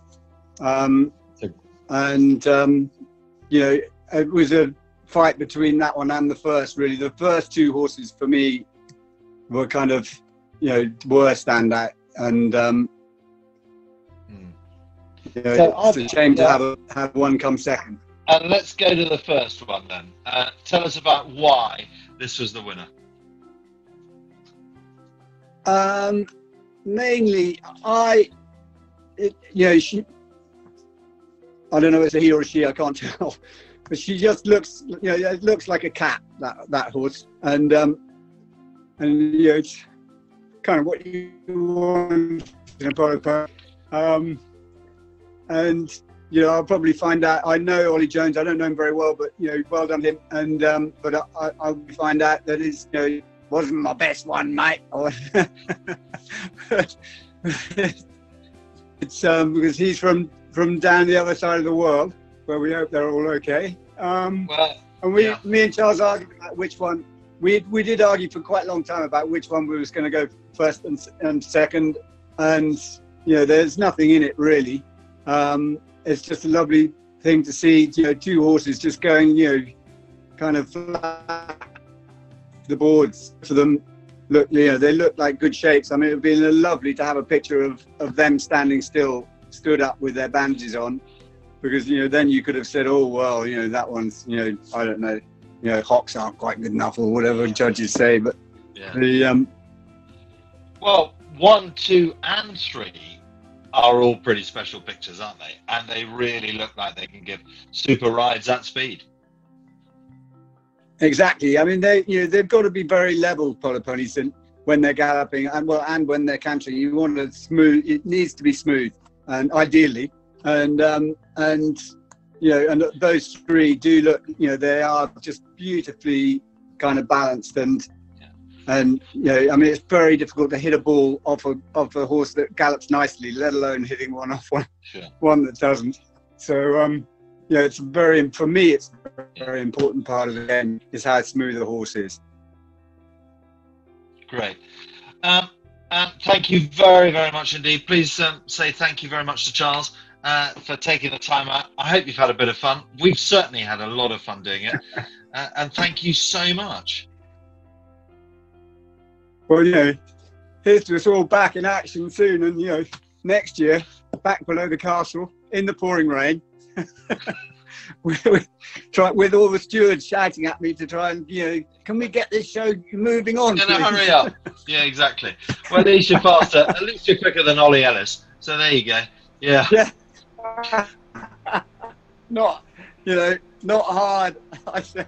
No, definitely not hard. Great. Thank you very much, and stay safe.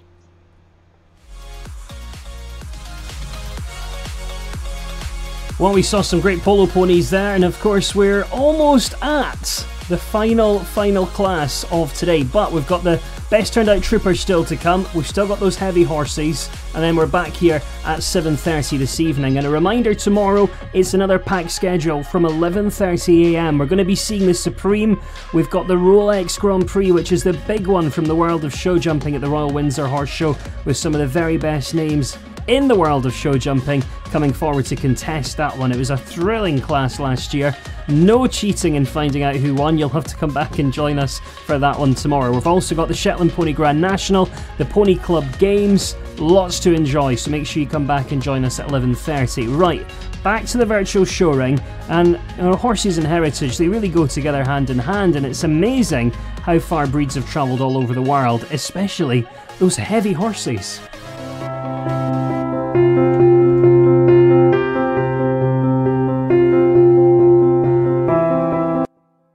Well, good afternoon, everybody. Welcome back to Virtual Windsor. It's day 4. It is Saturday, the 16th of May. And with me, I am delighted to welcome one of the true greats of the heavy horse world, of the driving world, of the whole of the horse world around the world. And actually, it's a real privilege to be speaking to the Deputy President of the Shire Horse Society, a man who's got his tandem bars, a man who's run the Harness Horse Parade.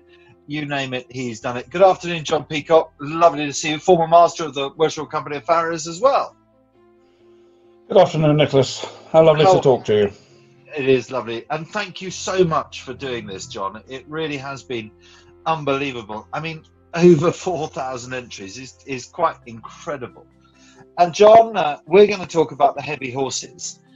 You've had a number of heavy horses. You had over 100 entries to judge in total. And it must have been tremendous to have a look at them earlier on this afternoon. I must say, this has taken I've taken a lot of time on this. Probably if I'd have been there, I would have done it much quicker.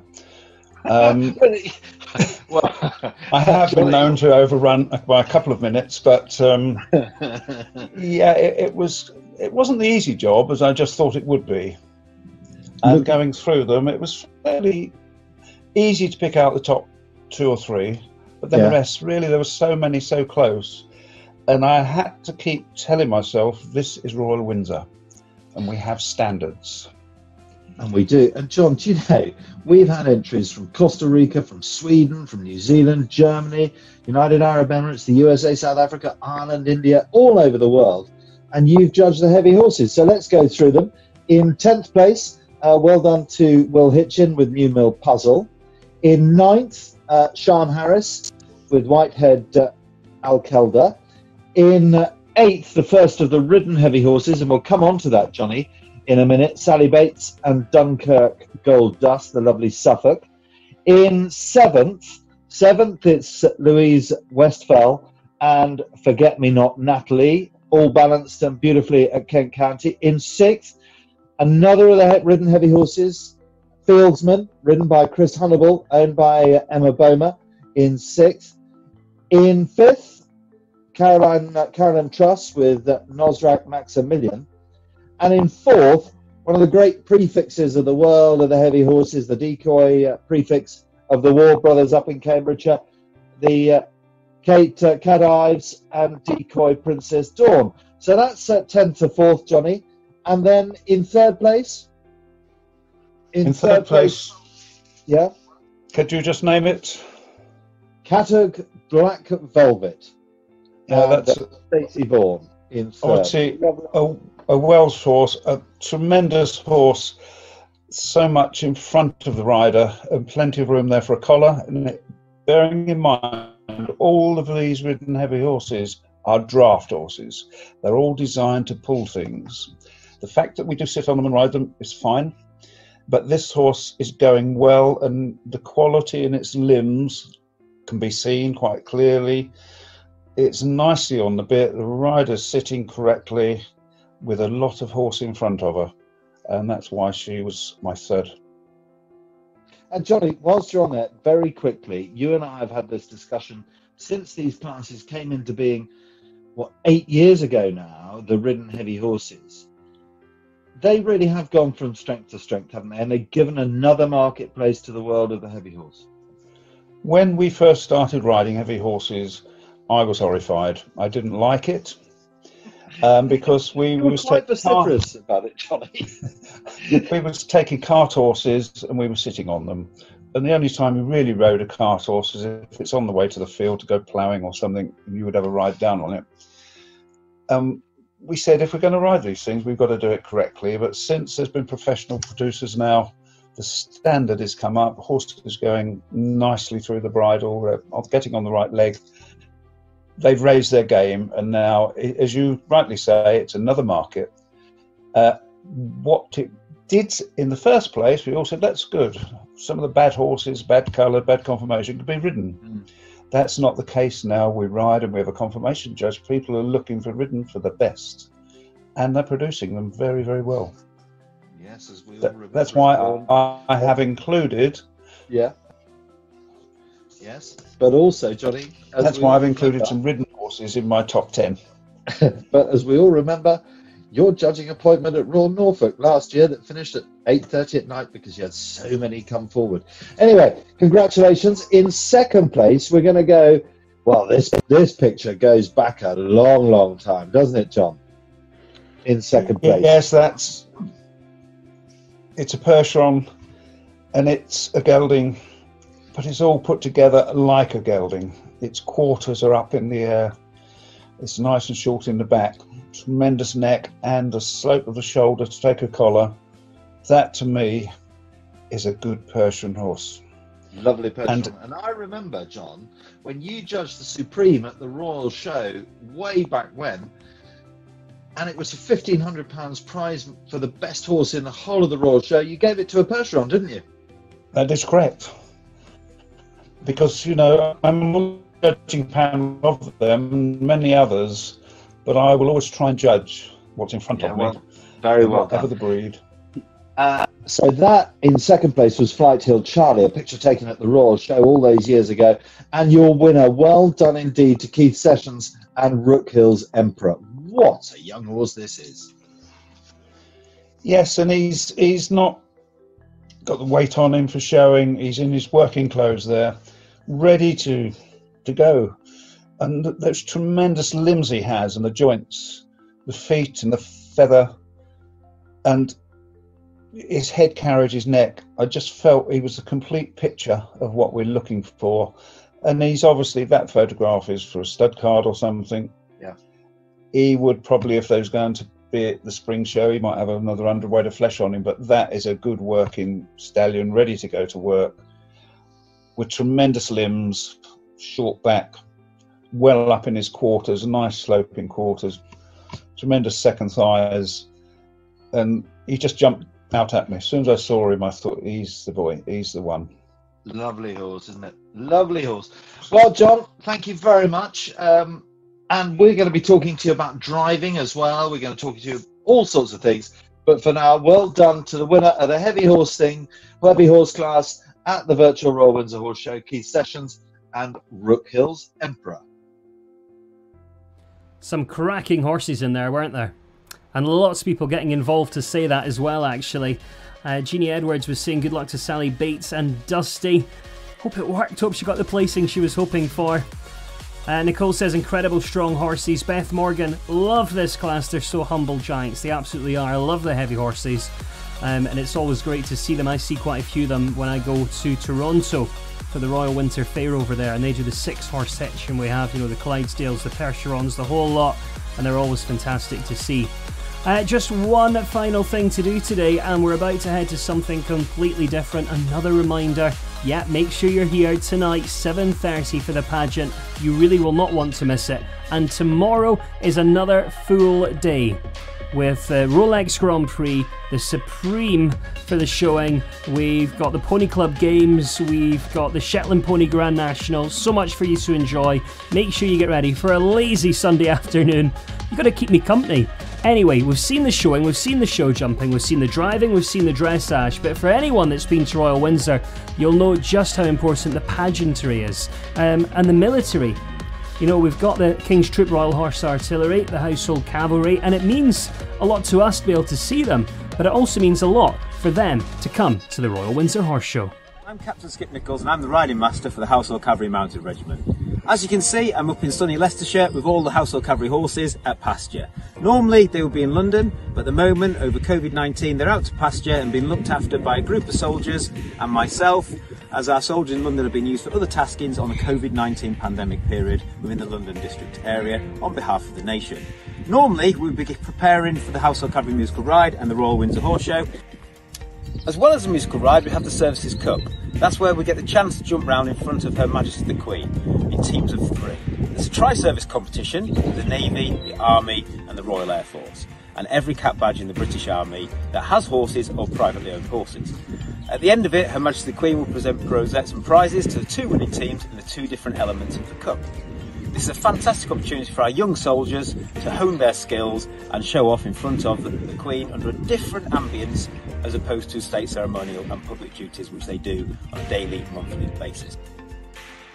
All of you missing the Royal Windsor Horse Show this year, hopefully we'll see you next year with the musical ride and hopefully you'll come along and support us in the Services Cup.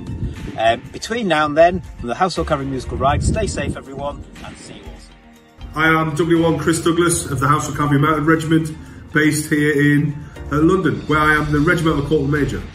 I've been asked today to quickly speak to you all, reference the Best Trooper competition, which is commonly known as the Princess Elizabeth Cup. Now, the way this works is that 6 members of the Blues Royal Squadron, 6 members of the Lifeguard Squadron are selected because they are the best of them squadrons, and they push forward for this competition. Right, a little bit of friendly competition within the unit, which builds on the values and standards of the British Army and the Leadership Code. This is where they are all given 6 weeks to prepare for an inspection. On the day, 8 individuals are selected to move forward to the Royal Windsor Horse Show and present themselves in front of Her Majesty the Queen, where the top or the best turned out trooper is selected in front of Her Majesty. The top 4 troopers of this competition are represent the unit within Canada in Spruce Meadows Horse Show, which is a world-renowned horse show. What makes this competition special is seeing the drive and the support of all the other individuals while this competition is underway. It isn't just about the individual from a troop, because each troop has got 2 individuals push forward, and it's all about the teamwork and the strive to be the best, which is fantastic to see, and the way they conduct themselves to become the best and present themselves in front of Her Majesty the Queen is phenomenal, right? And I literally take my hat off to them. This ethos hasn't changed for hundreds of years. We've been doing this competition for a long time. However, my favourite memory of the Royal Windsor Horse Show is when I represented the regiment in front of Her Majesty the Queen as part of the Princess Elizabeth Cup, as it was known then, the Richmond Cup, which is one of my favourite memories, as my family and friends were all in the crowds, and so were my fellow comrades in the back stages as part of the musical ride. This was a fantastic thing for such a junior trooper. I'd only been in the army for about 18 months at the time, and I will remember that moment when I met Her Majesty the Queen for the first ever time.